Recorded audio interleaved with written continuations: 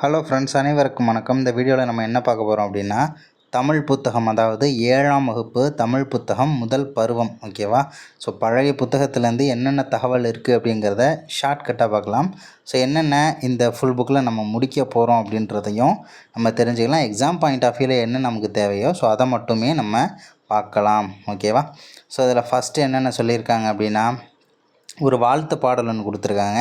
So அந்த வாழ்த்து பாடலுடைய ஆசிரியர் குறிப்பு அது என்னன்றதை பார்த்துடலாம்.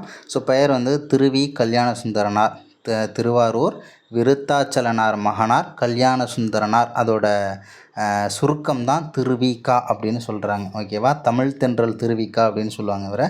அதே மாதிரி வந்து பார்த்தோம்னா, அப்பா பேர் விருத்தாச்சலனார். ஓகேவா? அப்பா பேர் விருத்தாச்சலனார், அம்மா பேர் என்னென்னா சின்னம்மையார். இவர் வந்து பிறந்த ஊர் எதுனா துல்லம் அப்படின்ற ஒரு ஊர். துல்லம் அப்படிங்கிறது காஞ்சிபுரம் மாவட்டத்தில் இருக்குது. துல்லம் அப்படிங்கிறது காஞ்சிபுரம் மாவட்டத்தில் இருக்குது. தற்போது துல்லம் எவ்வாறு அழைக்கப்படுது அப்படின்னா தண்டலம் அப்படின்னு சொல்லி அழைக்கப்படுதுன்றதை சொல்லியிருக்காங்க. ஸோ இந்த ஊர் எங்கே இருக்குது அப்படின்னா போரூருக்கும் மேற்கு. ஓகேவா? போரூருக்கும் பக்கத்தில், அதான் திசையோடு பார்த்தோம்னா மேற்கு பக்கத்தில் இருக்குது அப்படின்றதையும் சொல்லியிருக்காங்க. ஆனால் துல்லம் அப்படிங்கிறது தற்போது எவ்வாறு அழைக்கப்படுகிறதுங்கிறதையும் நமக்கு நிறைய டைம் கொஸ்டினாகவும் கேட்டிருக்காங்க. இவர் என்ன பண்ணியிருக்கார் அப்படின்னா, தொழிலாளர் நலனுக்கும் பெண்கள் முன்னேற்றத்துக்கும் பாடுபட்டவர். ஓகேவா? இவர் வந்து பார்த்தோம்னா பொது உடைமை கொள்கைகள்லாம் வந்து நிறைய சொல்லியிருப்பார். அதே மாதிரி மேடை தமிழுக்கு இலக்கணம் வகுத்தவர் அப்படின்றத இவர் நமக்கு குறிப்பாகவே சொல்லலாம்.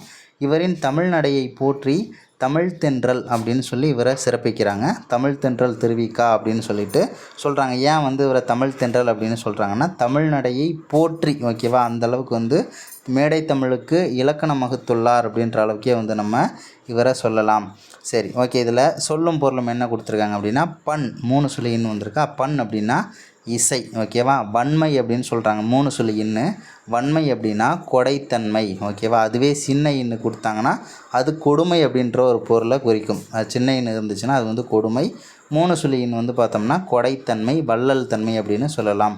போற்றி அப்படின்னா வாழ்த்துகிறேன் அப்படின்றது அதனுடைய பொருள். போற்றி அப்படின்னா வாழ்த்துகிறேன் அப்படின்னு சொல்லலாம். என்ன பாடல் அப்படின்னா, இசையை இயற்கையோடு இணைத்த பண்பாளனே, பெண்களுக்கு தாய்மையால் பெருமை சேர்த்த பெருமைக்கு உரியவனே, கொடைத்தன்மையை உயிரினங்களுக்கு தந்த வள்ளல் தன்மை உடையவனே, உள்ளத்தில் உண்மையை வைத்த உறவுடையோனே, உன்னை வாழ்த்துகிறேன் அப்படின்ற ஒரு பாடல் தான். இதில் ஃபுல்லாமே போற்றி போற்றி போற்றி அப்படின்னே சொல்லி வரும். பண்ணினை இயற்கை வைத்த பண்பனே போற்றி போற்றி, பெண்மையில் தாய்மையை வைத்த பெரியனே போற்றி போற்றி, வன்மையை உயிரில் வைத்த வள்ளலை போற்றி போற்றி, உண்மையில் இருக்கை வைத்த உறவனே போற்றி போற்றி அப்படின்னு சொல்லிட்டு திருவிக்கா பாடலில் போற்றி போற்றி போற்றி போற்றின்னு வருது. ஓகேவா? திருவிக்கா போற்றி போற்றி அப்படின்னாலே திருவிக்கா. ஓகேவா? இதை நம்ம என்ன பண்ணணும் இப்படின்னா, ஜஸ்ட்டு எப்படி ஞாபகம் வச்சுக்கலாம் அப்படின்னா, இப்போ கல்யாணத்துக்கு போகிறோம் அப்படின்னா வந்து போற்றி போற்றி அப்படின்னு சொல்லிவிட்டு அவங்கள வாழ்த்துற மாதிரி ஞாபகம் வச்சுக்கலாம். ஓகேவா? கல்யாணத்துக்கு போனால் இனிமேல் நீங்கள் கல்யாணத்துக்கு போனாலும் போற்றி போற்றி அப்படின்னு சொல்லிட்டு வாழ்த்துற மாதிரி ஜஸ்ட்டு ஷார்ட்கட்டாக ஞாபகம் வச்சுக்கோங்க. இவருடைய பணி என்ன அப்படின்னு பார்க்கும்போது, சென்னை ராயப்பேட்டை இருக்கு இல்லையா, ஸோ அங்கே வந்து வெஸ்லி பள்ளியில் தமிழாசிரியராக இருந்திருக்காரு. அதே மாதிரி முக்கியமான ஒரு கொஸ்டினுங்க, நவசக்தி முதலான இதழ்களில் வந்து ஆசிரியராக இருந்திருக்காரு. ஓகேவா? நவசக்தி இதழே வந்து பார்த்தோம்னா இவரோட தான். நிறைய டைம் கேட்டிருக்காங்க, நவசக்தி என்ற இதழ் யாருடையது அப்படின்னு கேட்டாங்கன்னா திருவி கல்யாண சுந்தரனார், அதில் ஆசிரியராக இருந்திருக்காரு. ஓகேவா? அதே மாதிரி இவருடைய படைப்புகள் வந்து மனித வாழ்க்கையும் காந்தியடிகளும். ஓகேவா? மனித வாழ்க்கையும் காந்தியடிகளும், பெண்ணின் பெருமை, பெண்ணின் பெருமை, தமிழ் தென்றல். ஓகேவா? இவர் பேர் என்னது, தமிழ் தென்றல் திருவிக்கா அப்படின்னு சொல்லுவாங்க. ஏன்னா இவருடைய தமிழ் அப்படிங்கிறது அவ்வளவு அழகாக இருக்கும். ஓகேவா? அதனால் தமிழ் தென்றல், உரிமை வேட்கை, முருகன் அல்லது அழகு. ஸோ இந்த மாதிரியான படைப்புகள் திருவி கல்யாண சுந்தரனார் அவர்களுடையது. அடுத்தது என்னென்னா, இவருடைய காலம் அப்படின்னு பார்த்தோன்னு வச்சுக்கோங்களேன், 83 to 53 இப்படியே படிச்சுக்கோங்க. 83 to 53. அது என்ன 83னா 1883லேருந்து 1953 வரைக்கும். ஓகேவா? ஆகஸ்ட் 26 பிறந்து எப்போது நமக்கு செப்டம்பர் 17 வரைக்கும். செப்டம்பர் 17 அப்படிங்கிறது பெரியாருடைய பிறந்த நாளாக செப்டம்பர் 17ங்கிறது. ஸோ அந்த நாளில் 1953 வரைக்கும் இருந்திருக்கார். ஓகேவா? 83 to 53. அதே மாதிரி வந்து பார்த்தோம்னா, இந்த பாடல் வந்து எந்த நூலில் வந்து இருக்குது அப்படின்னா, பொதுமை வேட்டல் அப்படின்ற ஒரு நூலில் வந்து இருக்குன்றதையும் சொல்லியிருக்காங்க. அதே மாதிரி வந்து பார்த்தோம்னா, பொதுமை வேட்டல்னால் என்ன அப்படிங்கிறது நமக்கு ரிப்பீட்டட் கொஸ்டின். நாடு, மதம், இனம், மொழி, நிறம் அனைத்தையும் கடந்து உலகத்தை ஒரு குடும்பமாக கருதுவது பொதுமை வேட்டல். ஓகேவா? நாடு, மதம், இனம், மொழி, நிறம் இதை எதையுமே நம்ம பார்க்காம இந்த உலகம்ன்றது ஒரு குடும்பம் மாதிரின்னு சொல்லி நம்ம நினச்சோம் அப்படின்னா ஸோ அதுதான் வந்து பொதுமை வேட்டல் அப்படின்னு சொல்லிட்டு சொல்லலாம். அதே மாதிரி அதை ஹைலைட் பண்ணிக்கோங்க. 430 பாக்களால் ஆனது. இந்த பொதுமை வேட்டல் அப்படிங்கிறது 430 பாக்களால் ஆனது அப்படின்றதையும் சொல்லியிருக்காங்க. 430 ஓகேவா? 430 ரொம்பவே முக்கியமான ஒரு பாயிண்ட்டு. அதே மாதிரி இந்த நூலை நம்ம பொதுமை வேட்டல்ன்ற நூலை படித்தோம்னா நமக்கு என்னப்பா ப்ளஸ்ஸு? இந்த நூலை நம்ம படிக்கிறோம் அப்படின்னா நாடு, மதம், மொழி, இனம் அப்படின்ற வேற்றுமைகள் நம்மளை விட்டு போயிடுமா. அதே மாதிரி சமுதாயத்தில் ஒற்றுமை அப்படிங்கிறது வளரும், மனிதநேயம் மலருமா, உலகம் தழுவிய ஒருமைப்பாட்டு உணர்வு வந்து உண்டாகும் அப்படின்றதையும் பொதுமை வேட்டலுக்கு வந்து நமக்கு சொல்லியிருக்காங்க. ஓகேவா? அதனால் கண்டிப்பாக அதை படிச்சிருவோம். என்ன 430 பாட்டு இருக்குது, நாடு, மதம், இனம், மொழி அப்படின்ற வேறுபாடு இருக்காது. ஓகேவா? அதே மாதிரி இவருடைய நூல் என்ன 1883லேருந்து 53.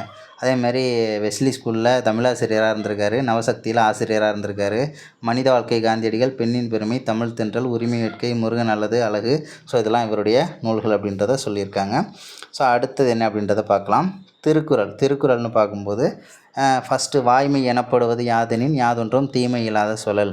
வாய்மை என போற்றப்படும் பண்பு எதுவெனில் அது மற்றவர்க்கு எவ்வகையிலும் தீங்கு தராத சொற்களை பேசுதல். இது ரிப்பீட்டட் கொஸ்டின். அதாவது வாய்மை எனப்படுவது டேஷ் அப்படின்னு சொல்லிட்டு கொடுத்துருவாங்க. என்ன அப்படின்னா தீங்கு தராத சொற்களை பேசுதல் அப்படிங்கிறதான் ஆன்சரு. ஹைலைட் பண்ணிக்கோங்க. ஸோ அடுத்தது என்னென்னா சொற்பொருள் கொடுத்துருக்காங்க. புரை அப்படின்னா குற்றம். ஓகேவா? புரை அப்படின்னா வந்து நமக்கு குற்றம் அப்படின்றத சொல்லியிருக்காங்க. பயக்கும் அப்படின்னா தரும். ஓகேவா? பயக்கும் அப்படின்னா தரும் அப்படின்றது அர்த்தம். பிறருக்கு குற்றமற்ற நன்மையை தருமாயின் பொய்யும் உண்மையாக கருதப்படும்னு சொல்லியிருக்காங்க.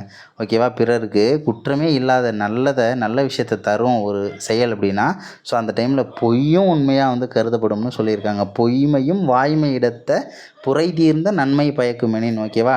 நல்லதை வந்து சில செயல்கள் வந்து தருது அப்படின்னா அது பொய்யாக இருந்தாலும் அது உண்மையாகவே கருதப்படும் அப்படின்றத சொல்லியிருக்காங்க. ஓகேவா? புரை அப்படின்னா குற்றம். ஓகேவா? ஸோ அடுத்தது வந்து பார்த்தோம்னா தன் நெஞ்சம் அறிந்து பொய் சொல்லக்கூடாது கூறின். அப்படி பொய் சொன்னோம் அப்படின்னா தன் நெஞ்சமே தன்னை வருத்தும் அப்படின்னு சொல்லியிருக்காங்க. தன் நெஞ்சறிவது பொய்யற்க பொய்த்த பின் தன் நெஞ்சை தன்னை சுடும் அப்படின்றதையும் சொல்கிறாங்க. சுடும் அப்படின்னா என்னதுன்னா வருத்தும். ஓகேவா? சுடும் அப்படின்னா வருத்தும் அப்படின்றது நம்ம வந்து ஆன்சராக சொல்லணும். சுடும் அப்படின்னா வருத்தும். ஓகேவா? ஸோ அடுத்து வந்து பார்த்தோம்னா ஒருவன் தன் உள்ளம் அறிய பொய்யில்லாமல் நடப்பானானால் அத்தகையவன் உலகத்தார் உள்ளங்களில் எல்லாம் இருப்பவன் அப்படின்னு சொல்லியிருக்காங்க. உலகத்தார் உள்ளங்களில் எல்லாம் இருப்பவன் யார் அப்படின்னா பொய் இல்லாமல் பேசுகிறவன், பொய்யே பேசாதவன் தான். ஓகேவா? அதுமாரி உள்ளத்தால் பொய்யாதொழுகின் உலகத்தார் உள்ளத்துள் எல்லாம் உளன் அப்படின்றதையும் சொல்லியிருக்காங்க. மனத்தோடு பொருந்திய வாய்மை பேசுபவன் தானம் தவம் செய்கிறவர்களை காட்டிலும் உயர்ந்தவனாக கருதப்படுவான். என்ன சொல்லியிருக்காங்கன்னா தானம் தவம் செய்கிறவர்களை காட்டிலும் உயர்ந்தவன் யார் அப்படின்னு சொல்லி கேட்டாங்கன்னா மனதோடு பொருந்திய. ஓகேவா? மனத்தோடு பொருந்திய வாய்மை பேசுபவன், உண்மையை பேசுகிறவன். ஓகேவா? மனத்தோடு வாய்மை மொழியின் தவத்தோடு தானம் செய்வாரின் தலை அப்படின்றத இங்கே வள்ளுவர் நமக்கு சொல்லியிருக்காரு. ஸோ அடுத்த சொற்பொருள் வந்து பார்த்தோம்னு வச்சுங்களேன், அன்ன அப்படின்னா அவை போல்வன அது மாதிரி அப்படின்றது அர்த்தம். அவை போல்வன அது மாதிரி அப்படின்றது அர்த்தம். அவை போல்வன அன்ன. எய்யாமை அப்படின்னா வருந்தாமை. ஐயா வருந்தாதையா நல்லது நடக்கும் நமக்கு. ஓகேவா? ஐயா வருந்தாதையா அப்படின்னு ஜஸ்ட் தெரிஞ்சுக்கலாம். எய்யாமை அப்படின்னா வருந்தாமை. பொய்யாமை என்ன புகழ் இல்லை, எய்யாமை எல்லாரமும் தரும் அப்படின்றத சொல்லியிருக்காங்க. ஸோ அடுத்த குறளில் என்ன சொல்லியிருக்காங்க அப்படின்னா பொய் சொல்லாமை என்னும் அறத்தை இடைவிடாமல் கடைபிடித்தால் வேறு எந்த அறங்களையும் செய்ய வேண்டியது இல்லை. மொத்தத்தில் பொய் சொல்லவே கூடாது, உண்மையை மட்டும் பேசணும். ஓகேவா? பொய்யாமை ஆற்றின் அறம் பிற செய்யாமை நன்றுன்னு சொல்லி முடிக்கிறாங்க. அதே மாதிரி அடுத்த குறளில் சொற்பொருள் என்ன, அகம்னா நமக்கு தெரியும், உள்ளம். அகம் அப்படின்னாலே உள்ளம் அப்படின்றது நமக்கு தெரியும். ஸோ அடுத்தது என்ன அப்படின்னா அமையும் அப்படின்னா உண்டாகும். உண்டாகும் கவலைப்படாதீங்க. அமையும் உண்டாகும் கவலைப்படாதீங்க. உடல் தூய்மை நீரால் உண்டாகும். குளிக்கிறோம் இல்லையா?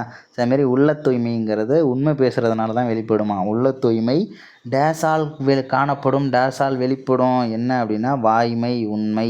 புறத்தூய்மை புறந்தூய்மை நீரான் அமையும் அகந்தூய்மை வாய்மையால் காணப்படும் அப்படின்றத வள்ளுவர் சொல்லியிருக்காரு. ஸோ அடுத்தது என்ன அப்படின்னா, சான்றோர்க்கு புற இருளை நீக்கும் விளக்குகளை விட அகத்தின் இருளை நீக்கும் பொய் பேசாமையே உண்மையான விளக்கு. அதாவது சான்றோருக்கு உண்மையான விளக்கு எதுப்பா, பொய் பேசக்கூடாதுப்பா, உண்மைதான்ப்பா பேசணும், அதுதான் ஓகேவா. எல்லா விளக்கும் விளக்கல்ல, சான்றோருக்கு பொய்யா விளக்கே விளக்கு.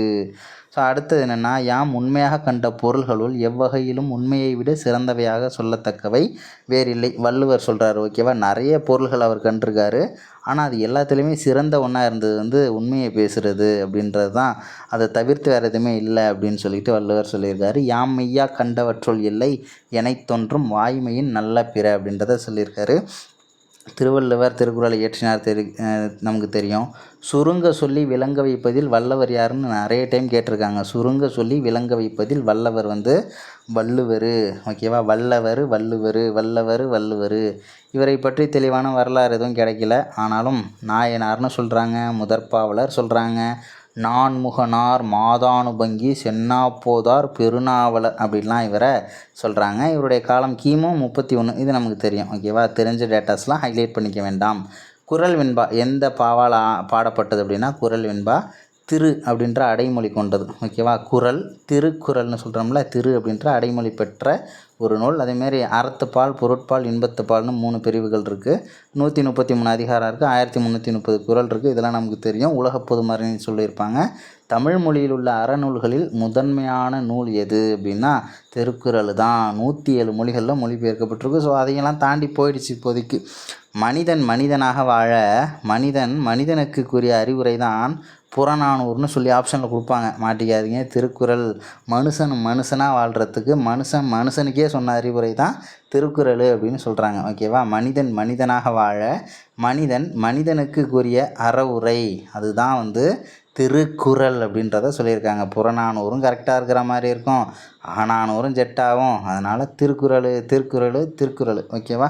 ஸோ அடுத்தது நூல் பயன். திருக்குறள் கற்பதனால் மனித வாழ்க்கை செம்மையுறும், பண்புகள் வளரும், உலகெல்லாம் ஒன்றென்னும் உயர்குணம் தோன்றும், மனிதர்களிடையே வேறுபாடுகள் மறையும், எல்லா உயிரிடத்தும் அன்பு தழைக்கும் அப்படின்றத சொல்லியிருக்காங்க ஓகேவா. இன்றைக்கி இருக்கிற பிரச்சனையெல்லாம் நம்ம எங்கே இப்படியெல்லாம் படிச்சுக்கிட்டு இருக்கோம். ஸோ அடுத்தது என்ன அப்படின்னா, ஓகே, செம்மொழி தமிழ்னு சொல்கிறாங்க. ரொம்பவே ஒரு நல்ல பாடம். உலக மொழிகள் என்ன சொல்லியிருக்காங்கன்னா, நிறைய மொழிகள் இருக்குது. 6000த்துக்கும் மேற்பட்ட மொழிகள் இந்த உலகத்தில் இருக்குது. அதில் நிறைய மொழி பேச்சு மொழியாக தான் இருக்குது, பேசுகிறாங்க. எழுத்து மொழியெல்லாம் எதுவுமே இல்லை. நோட்டில் பேனா எடுத்து எழுதுகிற மாதிரி எந்த ஒரு மொழியும் இல்லை. சில மொழிகள் மட்டும்தான் எழுத்து மொழியாகவும் இருக்குது. எளிதில் பேசவும் எளிதில் பாடல் இயற்றவும் இயற்கையாக அமைந்தது தென்மொழியாகிய தமிழ் ஒன்றே அப்படின்னு சொல்லிட்டு வள்ளலார் ரொம்ப வள்ளல் தன்மையோடு சொல்லியிருக்காரு ஓகேவா. ஈஸியாகவும் பேசலாம், ஈஸியாக பாடலும் இயற்றலாம் ஓகேவா. பேசுகிறதுக்கும் ஈஸியாக இருக்குது, பாடல் எழுதுறதுக்கும் ரொம்ப ஈஸியாக இருக்குது. இயற்கையாகவே இந்த மொழி இருக்குது, தென்மொழியாகிய தமிழ் ஒன்று தான், வேறு எதுவுமே இல்லை அப்படின்னு சொல்லிட்டு வள்ளலார் சொல்லியிருக்காரு. உலக மொழிகளில் சிறந்தது தமிழ் மொழி அப்படின்னு சொல்கிறாங்க ஓகேவா. அதே மாதிரி செம்மொழிகள் அப்படின்னு சொல்லி பட்டியலிடுறவர் யார் அப்படின்னு கேட்டாலே அகத்தியலிங்கன் தான் ஓகேவா. அகத்தியலிங்கன் தான் என்ன பண்ணியிருப்பார்னா, மொழிகளின் காட்சி சாலை அப்படின்ற ஒரு வார்த்தை, ஒரு முக்கியமான கேள்விக்கு ஆன்சரே அகத்தியலிங்கன் தான் ஓகேவா. திருந்திய செவ்வியல்புகள் பொருந்திய மொழிகள் செம்மொழிகள் எனப்படும். கிரேக்கம், லத்தீனு, சமஸ்கிருதம், சீனம், எபிரேயம், அரபு, ஈப்ரு, ஸோ இந்த மொழிகள் எல்லாத்தையும் செம்மொழிகள் அப்படின்னு சொல்லிட்டு பட்டியலிடுபவர் யார் அப்படின்னு சொல்லி கேட்டாங்கன்னா அகத்தியலிங்கம் ஓகேவா. செம்மொழிகள் அப்படின்னு சொன்னது யார் அப்படின்னா அகத்தியலிங்கம். அகம் செம்மையாக இருக்கணும் அப்படின்னு சொல்லி கூட ஞாபகம் வச்சுக்கலாம். அகம் எப்படி இருக்கணும், செம்மையாக இருக்கணும், ரொம்ப வளமாக இருக்கணும் அகம் அப்படிங்கிறது. ஸோ செம்மை அப்படின்னா செம்மொழி கூட என்ன பண்ணிக்கலாம், நம்ம லிங்க் பண்ணிக்கலாம். அதே மாதிரி பேச்சு வழக்கில் கூட இன்றைக்கி இல்லை அப்படின்னா கிரேக்கம், லத்தீனு, சமஸ்கிருதம் இந்த லாங்குவேஜ்லாம் பார்த்தோம்னா பேச்சு வழக்கில் கூட இல்லை அப்படின்றத சொல்லியிருக்காங்க ஓகேவா. ஸோ அடுத்தது டாக்டர் க்ரௌல் அப்படிங்கிறவர் என்ன சொல்லியிருக்காருன்னா, க்ரௌலு தமிழ்மொழி அழகான சித்திர வேலைப்பாடு அமைந்த வெள்ளித்தட்டு. சூப்பரு. திருக்குறள் அதில் வைக்கப்பட்டுள்ள தங்க ஆப்பிள் ஓகேவா. திருக்குறள் தான் தங்க ஆப்பிளாம். தமிழ் என்னை ஈர்த்தது ஓகேவா. தமிழ் என்னை ஈர்த்தது, குறளோ என்னை இழுத்தது அப்படின்னு சொல்லிட்டு டாக்டர் க்ரௌல் அப்படிங்கிறவர் சொல்லியிருக்கார். வெள்ளித்தட்டு ஷார்ட்கட்டு தானே போடணும், வெள்ளித்தட்டுன்னு இருக்குது, அங்கே க்ரௌல்னு இருக்குது. வெள்ளித்தட்டில் கீறி வச்சிடாதீங்கன்னு படிச்சிக்கலாமா ஓகேவா. வெள்ளித்தட்டில் கீறக்கூடாது, வெள்ளித்தட்டில் கீறவே கூடாது. கீரை சொன்னாலும் நம்ம வீட்டில் சப்போஸ் இருந்துச்சுனாலும் கீற மாட்டோம். அது எங்கே சாப்பிடவே மாட்டோம். அதுதான் உண்மை. எடுத்து பத்திரமா எடுத்து என்ன பண்ணுவோம், எங்கே வைக்கணுமோ அங்கே பத்திரமா எடுத்து வச்சுருவோம். வெள்ளி தட்டில் கீறி போடாதீங்கப்பா, கிரவுளு ஓகேவா, கீறக்கூடாது, அதுதான் கிரவுளு ஓகேவா, வெள்ளித்தட்டு. ஸோ அடுத்தது என்ன அப்படின்னா, ஓகே, தண்டி அலங்காரம் ஒரு வார்த்தை சொல்லுது. 12வது புத்தகத்தில் சூப்பராக அந்த பாட்டை பற்றி எக்ஸ்பிளைன் பண்ணியிருப்பாங்க. ஓங்கல் இடை வந்து உயர்ந்தோர் தொழ விளங்கி ஏங்கொழி நீர் ஞாழ் அகற்றும் ஓகேவா, ஞாலத்திருள் அகற்றும் இருள் அகற்றும் ஞாலத்து இருள் அகற்றும். ஓங்கலிடை வந்து உயர்ந்தோர் தொழ விளங்கி ஏங்கொழி நீர் ஞாலத்து இருள் அகற்றும் ஆங்கவற்றுள் மின்னேர் தனியாளி வெங்கதிரொன்று தான் வெங்கதிரோன் அப்படின்னு சொல்லியிருக்காங்க. ஏனையது தன்னேர் இல்லாத தமிழ், தனக்கு நிகரே இல்லாத தமிழ் அப்படின்னு சொல்கிறாங்க. அதாவது சூரியன் வந்து காலையில் மலை இடைப்பகுதியில் வந்து அந்த உதிச்சு வருது இல்லையா, ஸோ அதில் ஆரம்பித்து தமிழ் தனக்கு நிகரே இல்லாத தமிழ் வரைக்கும் சூரியனை ரொம்ப பெருசாக காமிச்சிட்டு அது கூட ஏதோ கம்பேர் பண்ணுறதுக்கு விஷயம் இருக்குது. ஆனால் வந்து தமிழுக்கு வந்து கம்பேர் பண்ணுறதுக்கு எந்த ஒன்றுமே இல்லை அப்படின்றத சொல்லி முடிச்சிருப்பாங்க. தண்டி அலங்காரம் ஓகேவா, ஆசிரியர் வந்து தண்டி எனக்கு தெரியும். அதேமாதிரி மென்மை ஒரு டைம் கேட்டிருந்தாங்க பாருங்கள், அந்த கொஸ்டின் ரொம்ப மெர்சலாகிட்டேன், அதனால தான் ஹைலைட் பண்ணிட்டேன். தமிழ் டேஸ் மொழியாக இருப்பதனாலேயே அஃது உலக முதல் மொழியாக தோன்றியும் வழக்கொழியாமல் இன்றும் இளமை மாறாமல் கன்னித்தமிழாக இருந்து வருகிறது. தமிழ் என்பது டேஸ் மொழி அப்படின்னு சொல்லிட்டு கேட்டுவிட்டாங்க. என்ன மொழி இது? தமிழுங்கிறது பேச்சு மொழின்னு சொல்கிறதா, எழுத்து மொழின்னு சொல்கிறதா, அழகான மொழின்னு சொல்கிறதா? இதில் பாருங்களேன், மெல்லோசை மொழின்னு சொல்லியிருக்காங்க. தான் ஆன்சர் கொடுத்துருந்தாங்க. மெல்லோசை மொழி அப்படின்றது ஆன்சரு. அதேமாரி பெற்றோரை குறிக்கும் அம்மை அப்பன், இதெல்லாம் வந்து நாஞ்சில் நாட்டு தமிழாம் ஓகேவா. அம்மை அப்பன் அப்படின்னு சொல்கிறதெல்லாம் நாஞ்சில் நாட்டு தமிழ் அப்படின்றதையும் சொல்லியிருக்காங்க. இது நிறைய டைம் கேட்டிருக்காங்க. அம்மை அப்பன் அப்படின்றது தென் தமிழ், நாஞ்சில் நாட்டு தமிழ், கொங்கு தமிழ் அப்படின்லாம் சொல்லுவாங்க. நாஞ்சில் நாட்டு தமிழ். தூய்மை, அதில் என்ன சொல்லியிருக்காங்கன்னா, தமிழ் பிற மொழி துணையின்றி தனித்து இயங்குவது மட்டுமின்றி தழைத்து ஓங்கவும் செய்யும். கால்டுவெல் சொல்லியிருக்காரு ஓகேவா. கால்டுவெல் சொன்னது யார்? கால்டுவெல் திராவிட மொழிகளின் ஒப்பியல் இலக்கணம் 1856 எழுதினாரா. ஸோ அவர் சொன்ன ஒரு வாசகம், ஒரு கூற்று தான் இது. அதே மாதிரி வந்து பார்த்தோம்னா எல்லா சொல்லும் பொருள் குறித்தனவே அப்படிங்கிறது தொல்காப்பியம். இது புது புத்தகத்தில் கூட இருக்குது. எல்லா சொல்லும் பொருள் குறித்தனவே, தமிழில் இருக்கக்கூடிய எல்லா சொல்லுக்குமே பொருள் இருக்குது அப்படின்னு சொல்லிட்டு தொல்காப்பிய பாடல் ஒன்று சொல்லுது. அதே மாதிரி தமிழில் வந்து இடுகுறி பெயர்கள் மிகவும் குறைவு. இடுகுறி அப்படின்னு வச்சுக்கோங்களேன், இப்போ மண் இருக்குது, உங்களுக்கு வந்து இப்போ உங்கள் பேர் வந்து பார்த்தோம்னா, இப்போ என் பேர் பிரதீப்னு இருக்குன்னா, எனக்கு ஏன் பிரதீப்னு பேர் வச்சாங்க தெரியல, ஏதோ நல்லா இருந்துச்சு, ஃப்ளோவாக வாயில் வந்திருக்கும் வச்சுருப்பாங்க. இப்போ கவிதான்னு பேர் வைக்கிறாங்க, மாலான்னு பேர் வைக்கிறாங்க, தனலட்சுமின்னு பேர் வைக்கிறாங்க, மகாலட்சுமின்னு பேர் வைக்கிறாங்க. ஏன் வைக்கிறாங்கன்னா, ஏதோ பேர் அவங்களுக்கு பிடிச்சிருக்கும் வச்சுருப்பாங்க ஓகேவா. அதேமாரி இஷ்டத்துக்கு ஒரு பேர் வச்சாங்கன்னா அது இடுகுறி பேர், அது ரீசன்லாம் இருக்காது, சும்மா வச்சு விட்ருப்பாங்க. அந்த மாதிரி பேர் வந்து ரொம்ப கம்மியாக தான் இருக்குதான். ஆனால் ரீசனோடு வச்ச பேர்லாம் ரொம்ப ஜாஸ்தியாக இருக்குதுன்னு சொல்லியிருக்காங்க. இப்போ என்னென்னா, மண்ணுன்னு சொன்னாலும் அது இடுகுறி பேர் தான், மரம்னு சொன்னாலும் இடுகுறி பேர் தான். நாற்காலின்னு சொல்கிறாங்க, 4 கால் இருந்ததுனால நாற்காலி அப்படின்றாங்க, 3 கால் இருந்துச்சுன்னா முக்காலி அப்படின்லாம் சொல்கிறாங்கல்ல. ஸோ இதில் வளையல் அப்படின்னு சொல்கிறாங்கன்னா வளைஞ்சிருக்கிறதுனால வளையல். அப்போ காரணத்தோடு வச்ச பேர் தான் வந்து தமிழில் அதிகம் அப்படின்றத சொல்லியிருக்காங்க. அதே மாதிரி தமிழில் வந்து எண் வகை வந்து பார்த்தோம்னா ஒருமை பன்மை. ஒன்றுன்னு சொல்கிறாங்க, பன்மைனா ஒன்றுக்கு மேற்பட்டது பன்மை, அவ்வளோதான். ஆனால் சமஸ்கிருதத்தை வடமொழின்னு சொல்கிறோமா, அப்போ வடமொழியில் ஒருமைன்னு ஒன்று இருக்குது, இருமைன்னு ஒன்று இருக்குது, பன்மைன்னு சொல்லி 3 வகையான எண் இருக்குதான். ஆனால் தமிழில் வந்து 2 மட்டும்தான். ஒன்று ஒருமை, இன்னொன்று பன்மை. அதேமாதிரி தமிழில் வந்து உயிர்களுக்கு மட்டும்தான் பால் வேறுபாடு உண்டு ஓகேவா. உயிர்களுக்கு மட்டும்தான் பால் வேறுபாடு, ஆண் பால் பெண் பால் அப்படின்னு சொல்லி பிரிக்கிறோம்ல, அந்த வேறுபாடு தமிழில் உயிர்களுக்கு மட்டும்தான் இருக்குது.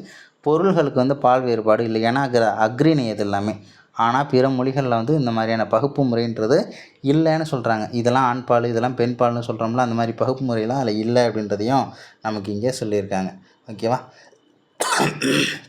வேறு என்ன இருக்குது? ஓகே, ஊரும் பேரும் இதில் என்னென்ன இருக்குது அப்படின்றத பார்த்துடலாம். ஊரும் பேரும் முக்கியமான இது மட்டும்தான் குறிச்சிருப்பேன். அதாவது குடியிருப்பு பகுதிகளை இயற்கையோடு இணைந்து வாழ்ந்த தமிழ் மக்கள் தம் குடியிருப்பு பகுதிகளை ஊர் அப்படின்ற ஒரு பெயரால் குறித்தனர் ஓகேவா. ஸோ அதுமாரி பாபிலோன் அருகே ஊர் என்னும் பெயரில் ஒரு நகரம் இருக்குதான். ஊர் அப்படின்ற பெயரில் ஒரு நகரமே இருக்குதான் பாபிலோனில். அதே மாதிரி ஊர் நம்மு அப்படிங்கிற ஒரு ஊரும் இருக்குதான். ஊர் நம்மு அப்படின்ற ஒரு ஊரும் இருக்குதான். அதேமாரி மலையூர், காட்டூர், மருதூர், கடலூர், ஸோ அந்த மாதிரியெல்லாம் வந்து பேர் வச்சு ஊர்னு சேர்த்துக்கிட்டாங்க. அந்த சைடில் இருக்கிற பாக்ஸ் வந்து நமக்கு repeated question. Kanpur, Kuala Lumpur, Singapore, Manipur, Janakpur, Jaipur, Jodhpur இந்த மாதிரி ஊர் வந்து இணைஞ்சிருக்கக்கூடிய ஊர்களை வந்து கொடுத்துருக்காங்க. திடீர்னு காட்டூர்னு சொல்லி கொடுத்துருந்தாங்க ஆப்ஷனில். காட்டூருங்கிறது தப்பு. ஏன்னா அதில் கான்பூர், கோலாலம்பூர், சிங்கப்பூர், மணிப்பூர், ஜனக்பூர், ஜெய்ப்பூர், ஜோத்பூர் அதில் 3 ஆப்ஷனை கொடுத்துட்டு ஒன்று காட்டூர்னு வச்சாங்க. காட்டூருங்கிறது தப்பு. அதனால் அதுவுமே நம்ம முக்கியம். ஸோ அடுத்தது குறிஞ்சி நிலவூர்கள். குறிஞ்சி நிலவூர்கள்னால் ஓங்கி உயர்ந்த நிலப்பகுதி. உயரமாக இருக்குல்ல, அதை எப்படி சொல்கிறோம்? மலைன்னு சொல்கிறோம். சரி, மலையை விட கொஞ்சம் உயரம் கம்மியாக இருக்குது, அதை குன்றுன்னு சொல்கிறோம். குன்றை விட இன்னும் கொஞ்சம் கம்மியாக இருக்குது, அதை கரடுன்னு சொல்கிறோம். அப்புறம் அதை விட சின்னச்சுன்னா பாறை அப்படின்னு சொல்லிடுறோம். ஓகேவா? மலை, அதுலேருந்து கம்மியானது குன்று, அதுக்கப்புறம் கரடு, அதுக்கப்புறம் பாறை. ஸோ இதெல்லாம் என்ன பண்ணுறாங்க, இதையும் சேர்த்து ஊர் அப்படின்ற பேரை சேர்த்து வச்சுக்கிட்டாங்க. குட்டப்பாறை, சிப்பிப்பாறை அதுக்கு கொடுத்துருக்காங்க பாருங்கள். குன்றூர், குன்றத்தூர், குன்றக்குடி இப்படிலாம் சொல்கிறாங்க. அதேமாரி குட்டப்பாறை இந்த மலைப்பகுதி, குன்று, கரடு, பாறை இதையும் சேர்த்து ஊர் பேர் கூட சேர்த்துக்கிட்டாங்க. குட்டப்பாறை, சிப்பிப்பாறை, பூம்பாறை, மட்டப்பாறை, மணப்பாறை, வால்பாறை. அதுமாரி கிரினாலே வந்து அது ஒரு சமஸ்கிருத சொல், மலை. ஓகேவா? மலையை குறிக்கக்கூடிய ஒரு வார்த்தை தான். கிருஷ்ணகிரி, கோத்தகிரி, சிவகிரி, நீலகிரி அப்படிலாம் சொல்கிறாங்க. குறிஞ்சி நில மக்கள் மலையிலிருந்து பிற இடங்களுக்கு சென்று தங்கிய போதும் தங்கள் நிலப்பெயரை மறவாது ஆழ்வார் குறிச்சி, கல்லிடை குறிச்சி, இந்த குறிஞ்சின்னு சொல்கிறோம்ல, குறிஞ்சி நிலப்பகுதி மலைப்பகுதி, ஸோ அதை சேர்த்துக்கிறாங்க. ஆழ்வார் குறிச்சி, கல்லிடை குறிச்சி, குறிச்சி, கள்ளக்குறிச்சி, மொடக்குறிச்சி இப்படின்லாம் சொல்லியிருக்காங்க. குறிஞ்சிங்கிற சொல்ல தான் மருவி மருவி மருவி குறிச்சின்னு சொல்லி மாறிடுச்சான். அதே மாதிரி ஆற்காடுன்னு சொல்கிறாங்கல்ல, அத்தி மரங்கள் சூழ்ந்த பகுதி வந்து அது ஆற்காடு. அத்தினா ஆர் அப்படின்னு சொல்கிறாங்க. ஓகேவா? அதுதான் ஆர் அப்படின்னு. ஆற்காடு அப்படிங்கிறது அத்தி மரங்கள் சூழ்ந்த பகுதி. அதே மாதிரி ஆலமரம்னா அது ஆலங்காடு, பேர்லேயே இருக்கா. அதுமாதிரி கலா செடி நிறைஞ்சிருந்துச்சுன்னா கலாக்காடு. மாமரம் செழிப்பாக இருந்துச்சா மாங்காடு. பனை மரம் வந்து நிறைந்திருந்த போச்சுன்னா பனங்காடுன்னு சொல்லிடக்கூடாது. ஓகேவா? அதனால தான் ஹைலைட் பண்ணியிருக்கேன். பனையப்புறம் நம்ம ஆளுங்க கண்டிப்பாக பனங்காடுன்னு பேர் வைப்பாங்க. அதே மாதிரி வந்து பார்த்தோம்னா இந்த கால்நடைகளுக்கெல்லாம் வந்து வேலியை கட்டி பாதுகாத்துக்கிட்டு இருப்பாங்கள்ல ஊர் பக்கத்தில், அந்த ஊர்கள் வந்து என்ன பண்ணுவாங்க, பட்டி பாடின்னு சொல்லி அழைக்கப்படும். ஆட்டையாம்பட்டி, காளிப்பட்டி, கோயிலுப்பட்டி, சிறுகூடல்பட்டி, சின்ன கொல்லப்பட்டி, பெரிய கொல்லப்பட்டி இப்படிலாம் சொல்லி நிறைய ஊரை சொல்லியிருக்காங்க. ஆடு மாடுகள் அடைக்கப்படும் இடம் வந்து பட்டின்னு சொல்கிறத நமக்கு பாக்ஸில் கொடுத்துருக்காங்க. அதேமாதிரி மருத நில ஊர்கள், நிலவளம், நீர்வளம், பயிர் வளம் செறிந்த மருத நில குடியிருப்பு ஊர் என வழங்கப்பட்டது ஊர். ஓகேவா? அதேமாதிரி தான் ஆறுகள் பாயும் இடங்களில் ஆற்றூர்னு அப்படி பேர் வச்சுருப்பாங்க. அது பேச்சு வழக்கில் ஆத்தூர்னு மாறி போச்சு. இது நிறைய டைம் கேட்டிருக்காங்க. ஆற்றூர் என்பது பேச்சு வழக்கில் எவ்வாறு மாறிடுச்சு அப்படின்னா ஆத்தூர். அதுமாரி கடம்ப மரம் சூழ்ந்த பகுதி கடம்பூர், கடம்பத்தூர். தென்னை மரம் சூழ்ந்த பகுதியாக தெங்கூர். புளியா மரம் அடர்ந்த பகுதியாக புளியாங்குடி, புளியாஞ்சோலை, புளியம்பட்டி அப்படிலாம் சொல்லுவாங்க. ஓகேவா? புளியம்பட்டினோடனே எனக்கு சூரியவம்சம் படம் ஞாபகம் வருது. புளியம்பட்டிக்கு போயிட்டு எங்கேயோ போகணும் அப்படிம்பாரு. அது ஒரு காமெடி. அதுக்கப்புறம் வந்து பார்த்தோம்னா நம் முன்னோர்கள் குளம், ஏரி, ஊரணி முதலிய நீர்நிலைகளை உருவாக்கி அவற்றோடு ஊர் பெயர்களையும் இணைத்தனர். சீவலப்பேரி, புளியாங்குளம், பேராவூரணி, மாங்குளம், வேப்பேரி, ஸோ இப்படியெல்லாம் வந்து சொல்கிறாங்க. அதுமாரி நெய்தல் நில ஊர்கள் அப்படின்னா அந்த கடற்கரை பட்டினம்லாம் இருக்கு இல்லையா, அந்த பெரிய பெரிய ஊர்கள் அதெல்லாம் பட்டணம்னு சொல்லுவாங்க. சின்ன ஊராக இருந்துச்சுன்னா அது பாக்கம்னு சொல்லுவாங்க. ஓகேவா? சின்ன ஊர்னா பாக்கம், பெரிய ஊர்னா பட்டணம். ஏன்னா பட்டணத்துக்கு போகிறோம் அப்படின்லாம் சொல்லுவாங்கள்ல, அப்போ பெரிய ஊர் தானே இருந்திருக்கணும் பட்டணங்கிறது. பாக்கம் அப்படின்றது சின்னது. அதேமாதிரி நெடிய கடற்கரையை உடைய தமிழகத்தில் பரதவர்கள், அதாவது நெய்தல் நிலத்தில் வாழக்கூடிய பரதவர்கள் வாழ்ந்த ஊர்கள் கீழக்கரை, கோடியக்கரை, நீலாங்கரை அப்படின்லாம் சொல்லி ஊர்லாம் இருக்குது. அதுமாதிரி குப்பம் அப்படின்ற பேரையும் சேர்த்து வாழ்ந்து வந்தாங்க. அதே மாதிரி வந்து பார்த்தோம்னா கோட்டைகள்லாம் கட்டி வந்து தங்களுடைய பகுதியை வந்து பாதுகாத்து வந்தாங்க அப்போ இருந்த மன்னர்கள். ஸோ அதில் என்ன பண்ணாங்க, அதையும் சேர்த்து ஊர் கூட சேர்த்துக்கிட்டாங்க. கந்தர்வ கோட்டை, தேவக்கோட்டை, நாட்டரசங்கோட்டை, நிலக்கோட்டை, பட்டுக்கோட்டை, புதுக்கோட்டை அப்படிலாம் சொல்லி பேரை மாற்றி வச்சுக்கிட்டாங்க. அதேமாதிரி திசையும் ஊர்களும். ஸோ இதில் வந்து கிழக்கு பகுதியில் இருந்துச்சுன்னா கீழூர், மேற்கு இருந்துச்சுன்னா மேலூர், தெற்கே இருந்துச்சுன்னா தேரூர்னு போட்டுறக்கூடாது, தென்பழஞ்சி. அதே மாதிரி வடக்கு இருந்துச்சுன்னா வடபழஞ்சி, வடலூர்னு போட்டுறக்கூடாது. ஓகேவா? வடபழஞ்சி ரொம்ப முக்கியமானது. அதே மாதிரி நாயக்க மன்னர்கள் அப்படின்னு பார்க்கும்போது விஜயநகர அரசு ஆட்சி பண்ணிகிட்டு இருந்ததுக்கப்புறம் நாயக்க மன்னர்கள் தமிழகத்தை வந்து 72 பாளையமாக பிரிச்சுருந்துருப்பாங்க. ஸோ பாளையங்கிறதையும் சேர்த்து வச்சுக்கிட்டாங்க. ஆரப்பாளையம், ராசாப்பாளையம், கணக்காம்பாளையம், குமாரப்பாளையம், கோபிச்செட்டிப்பாளையம், கோரிப்பாளையம், மேட்டுப்பாளையம் அப்படின்லாம் சொல்லி பேரை வச்சுக்கிட்டாங்க. அதேமாதிரி நிறைய ஊரோட பேர் வந்து மருவி மாறி போச்சு. மதிரைன்னு இருந்தது மருதையாச்சு, மருதைங்கிறது மதுரைன்னு சொல்லி மாறி போச்சு. ஓகேவா? அதே மாதிரி கோவன்புத்தூர்னு இருந்தது கோயம்புத்தூர்னு மாறி போச்சு. அதுமாரி இப்போ வந்து கோவைன்னு ஷார்ட்டாக யூஸ் பண்ணிகிட்டு இருக்கோம். ஸோ அதெல்லாம் மருவி வர்றது. அதேமாரி சார்பெழுத்துக்கள் இதெல்லாமே உங்களுக்கு தெரியும். சார்பெழுத்துக்கள் அப்படிங்கிறது உயிரெழுத்தையும் மெய்யெழுத்தையும் சார்ந்து வருவது. அதேமாரி உயிரெழுத்து 12 மெய்யெழுத்து 18 தனியாக வந்து வர்றதுனால அதை முதலெழுத்துக்கள்னு சொல்கிறாங்க. முதலெழுத்துக்களை சார்ந்து வரக்கூடியது சார்பெழுத்துக்கள். இதெல்லாம் உங்களுக்கு தெரியும். ஓகே, வேறு எங்கே இருக்குது? சாதிகள் இல்லையடி பாப்பா, குல தாழ்ச்சி உயர்ச்சி சொல்லல் பாவம், நீதி உயர்ந்தமதி கல்வி, அன்பு நிறைய உடையவர்கள் மேலோர், உயிர்கள் இடத்தில் அன்பு வேணும், தெய்வம் உண்மையென்று தான் அறிதல் வேணும், வைரமுடைய நெஞ்சு வேணும், இது வாழும் முறைமையடி பாப்பா அப்படின்னு சொல்லி இது பாரதியாரோட பாட்டு, தெரிஞ்சுக்கோங்க. அடுத்தது என்னென்னா வல்லினம் மிகும் இடம், வல்லினம் மிகாத இடம். இது வந்து நம்ம தனியாகவே பார்த்துடலாம். இது ரொம்ப ஈஸியான ஒரு டாபிக் தான். வல்லினம் எந்தெந்த இடத்துலலாம் வந்து மிகும், வல்லினம் எந்தெந்த இடத்துல மிகாது அப்படின்றதையும் நமக்கு சொல்லியிருப்பாங்க. ஓகே, வேறு என்னென்ன தகவல் இருக்குது அப்படின்னா அடுத்தது பார்க்கலாம். இதில் வந்து பார்த்தோம்னா 12 வயசு இருக்கும்போதே மற்போர், சிலம்பம், ஆள்வீச்சிலலாம் வந்து ஒரு சின்ன பையன் வந்து ரொம்ப நல்ல திறமையாக இருந்திருக்கான். அந்த டைமில் வந்து பார்த்தோம்னா அங்கே இருக்கக்கூடிய மக்களை வந்து ஒரு மன்னர் வாழக்கூடிய ஒரு பகுதியில் அரசராக இருந்தவர் விசயரங்க சொக்கநாதர். ஸோ அவங்க மக்கள் வாழ்ந்தக்கூடிய பகுதியில் புலி ஒன்று வந்து பார்த்தோம்னா ஒரு சேட்டையை பண்ணிக்கிட்டே இருந்திருக்குது. யார் அந்த புலியை கொன்று சாவடிக்கிறாங்களோ ஸோ அவங்களுக்கு வந்து பரிசு அப்படின்னு சொல்லி அறிவிக்கிறாரு. அப்போ என்ன பண்ணுறாரு, அந்த சிறுவன் வந்து புலியை வந்து அடக்கி என்ன பண்ணுறாரு, வீழ்த்துறாரு. ஸோ அப்போ வந்து பார்த்தோம்னா அதுலேருந்து பேரே அவருக்கு வந்துருச்சு, புலித்தேவன் அப்படின்னு சொல்கிறாங்க. ஓகேவா? புலித்தேவன் அப்படின்ற பேர் வந்து அப்படி தான் வந்துச்சு. யார் அப்போது அரசராக இருந்ததுன்னா விசயரங்க சொக்கநாதர். ஜஸ்ட்டு தெரிஞ்சுக்கலாம், அவ்வளோதான். அதே மாதிரி இந்திய விடுதலைக்கு தென்னகத்திலிருந்து அந்நியரை எதிர்த்த சிறந்த வீரன் அப்படின்றதையும் அவரை சொல்லுவாங்க. அது நமக்கு தெரியும். தமிழகத்தின் சிறப்பு மரம் பனைமரம் தான். போக்குவரத்துக்காக பொதுமக்கள் பயன்படுத்தும் சாலையை வேறு யாரும் கைப்பற்றி விடுதல் கூடாது என்பதற்காக சாலையோட 2 பக்கத்துலேயும் வந்து பனைமரத்தெல்லாம் வந்து வளர்க்குறதா வந்து சொல்லியிருக்காங்க. ஓகே, நல்ல விஷயம். ஸோ அடுத்தது கால்டுவெல் பார்த்துருப்போம்ல, திராவிட மொழிகளின் ஒப்பிலக்கணம். இவர் பிறந்த வருஷம் 1815. ஓகேவா? 1815 அயர்லாந்து. சில புத்தகத்தில் கனடான்னு கொடுக்கறதும் உண்டு, அயர்லாந்து.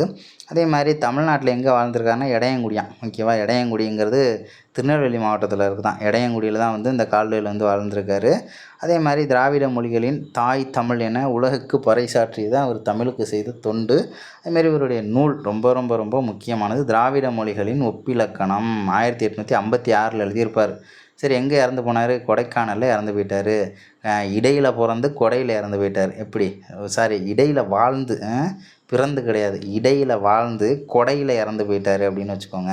இது இப்படின்னா வச்சுக்கலாம்ல, இடையில் வாழ்ந்து கொடையில் மறைந்தவர் யார் அப்படின்னா நம்ம கால்டுவெல் தான். ஜஸ்ட்டு ஷார்ட்கட்டு தானே. ஸோ அடுத்தது என்ன, எந்த வருஷம் இறந்து போனார்னா 1891. 1815 பிறந்து 1891 இறப்பு. சரி, வேறு என்ன, வேறு எங்கே இருக்குது, வேறு என்ன இருக்குது? ஓகே, புறநானூறு. சரி, நூல் குறிப்பு பார்த்துடலாம். என்ன அப்படின்னா புறநானூறு எப்படி பிரிக்கலாம்? புறம் கூட்டல் 4 கூட்டல் 100. அகநானூறுனா அகம் கூட்டல் 4 கூட்டல் 100. அதுதான் புறநானூறு. 8 தொகை நூலில் ஒன்று, அது நமக்கு தெரியும். அதுமாரி 400 பாட்டு இருக்கிறதுனால தான் புறநானூறுனே பேர் வச்சுருக்காங்க.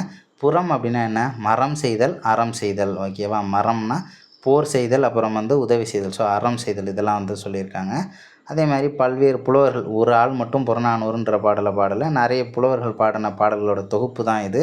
அதே மாதிரி புறநானூறு பாடல்கள் மூலம் பண்டைய தமிழ் மக்கள் இருந்தாங்கள்ல, பண்டைய தமிழக மன்னர்கள்லாம் இருந்தாங்கள்ல, ஸோ அந்த மன்னர்களுடைய அற உணர்வு, வீரம், கொடை, ஆட்சி சிறப்பு, கல்வி பெருமை, இது எல்லாத்தையுமே வந்து நம்ம தெரிஞ்சுக்கலாம். அதேமாதிரி புலவர்களின் பெருமிதம், மக்களோட நாகரிகம் எப்படி இருந்துச்சு, பண்பாடு எப்படி இருந்துச்சுன்றதெல்லாம் நம்ம தெரிஞ்சுக்கலான்னு சொல்கிறாங்க. புறநானூற்றை படிக்கிறதுனால நமக்கு என்ன, பொதுமை வேட்டில் படித்தா நாடு, மதம், இனம் இதெல்லாம் நம்மளை விட்டு போயிடும்னு சொல்லியிருப்பாங்களா. அதேமாரி புறநானூற்றை கற்பதனால் தமிழர் தம் பழங்கால புற வாழ்க்கை, பண்பாடு இதையெல்லாம் அறிந்து கொள்ளலாம். அரசனை குறிக்கும் வேறு பேர்கள் கோ அப்படின்னு சொல்லலாம், மன்னன்னு சொல்லலாம், வேந்தன் அப்படின்லாம் சொல்லலாம். ஓகே, ஆசிரியர் குறிப்பில் இந்த பாடலை பாடியவர் மோசிகீரனார். தென்பாண்டி நாட்டில் உள்ள மோசிங்கிற ஊரில் வாழ்ந்திருக்காரு. கீரன்கிறது அவங்க ஃபேமிலியோட பேராக இருக்கலாம்னு சொல்கிறாங்க. ஓகேவா? கீரன் அப்படிங்கிறது குடிப்பேராக இருக்கலாம் அப்படின்றத சொல்லியிருக்காங்க. உடல் சோர்வினால் அரசுக்கு உரிய முரசு கட்டிலில் உறங்கிய போது சேரமான் பெருஞ்சேரல் இரும்பறை. இவர் சேர மன்னன், ஓகேவா. அவர் வருவார். ஸோ அவர் வர்றதை கூட பார்க்காம அவருடைய முரசு கட்டியில் அவர் படுத்து தூங்கிடுவார். ஸோ அவர் என்ன பண்ணுறாரு, அரசன் வந்தோடனே தண்டிக்காமல் இவருக்கு புலவர் பாவம் அப்படின்னு சொல்லிட்டு அவருக்கு வீச அந்த கவரி வச்சுருப்பாங்கள்ல, மானுடைய முடி மாதிரிலாம், ஸோ அந்த மாதிரி கவரியை எடுத்து என்ன பண்ணுவாங்க, இவருக்கு வீசி விட்டாராம், ஓகேவா. வீசினவர் யாருன்னா சேரமான் பெருஞ்சேரல் இரும்பறை. சரி, இவர் பாடிய பாடல்கள் அகநானூறு, குறுந்தொகை, நற்றிணை இது எல்லாத்துலேயுமே இருக்குது. அதுமாரி மோசிகீரனார் பாடின பாட்டு எதில் இருக்குன்னா கண்ணில் இருக்குன்னு வச்சுக்கோங்க, கண், ஓகேவா. மோசிகீரன் இருக்கு இல்லையா, மோசிக்கண்ணுன்னு வச்சுக்கோங்க. கண்ணுனா கேஃபார் குறுந்தொகை, ஏனா அகநானூறு, எண்ணுனா நற்றிணை, இந்த 3 நூலில் இருக்குன்றதையும் சொல்லியிருக்காங்க. சொற்பொருள்னு பார்த்தோம்னா அரிகைனா அறிதல் வேண்டும், தானைனா தானை தலைவன், தங்க தளபதி அப்படின்லாம் சொல்லுவாங்கள்ல, தானைனா படை, ஓகேவா, படைத்தலைவன், தானை தலைவன்னா. கடனே அப்படின்னா கடமை, ஓகேவா. கடனை வாங்கினாலே கட்டுறதுக்கு நம்ம கடமை தானே. அரிகைனா அறிதல் வேண்டும். என்ன பொருள், இந்த உலகத்தாருக்கு நெல்லும் நீரும் உயிராகாது, முறை செய்து காத்தலினால் மன்னவனே உயிராவான், வேற்படை உடைய வேந்தனின் கடமை நாட்டை பேணி காப்பது ஆகும். நாட்டை பாதுகாக்கிறது தான் ஒரு மன்னனுடைய சிறந்த கடமை. நாட்டை சரியாக பாதுகாத்தா எல்லாமே கிடச்சிரும். நெல்லும் உயிரன்றே நீரும் உயிரன்றே, மன்னன் உயிர்த்தே மலர்தலை உலகம், அதனால் யான் உயிர் என்பது அரிகை, வேண்மிகுதானை வேந்தற்கு கடனே அப்படின்னு சொல்லி பாடல் பாடினவர் மோசிகீரனார். எந்த நூலில் இடம்பெற்றிருக்கு அப்படின்னா புறநானூறில் இருக்குது, ஓகேவா. நெல் நீர் ஆன்சரே தெரிலனா புறநானூறு போடலாம், ஏன்னா அந்தளவுக்கு ஏகப்பட்ட புறநானூறு பாடல்கள் நமக்கு கொடுத்துருப்பாங்க, ஓகேவா. ஓகே, வேறு என்னென்ன இருக்குது அப்படின்னா ஓகே முதுமொழி காஞ்சி சிறந்த 10 என்னென்ன அப்படின்றத பார்க்குறதுக்கு முன்னாடி ஆசிரியர் குறிப்பு பார்த்துடலாம்.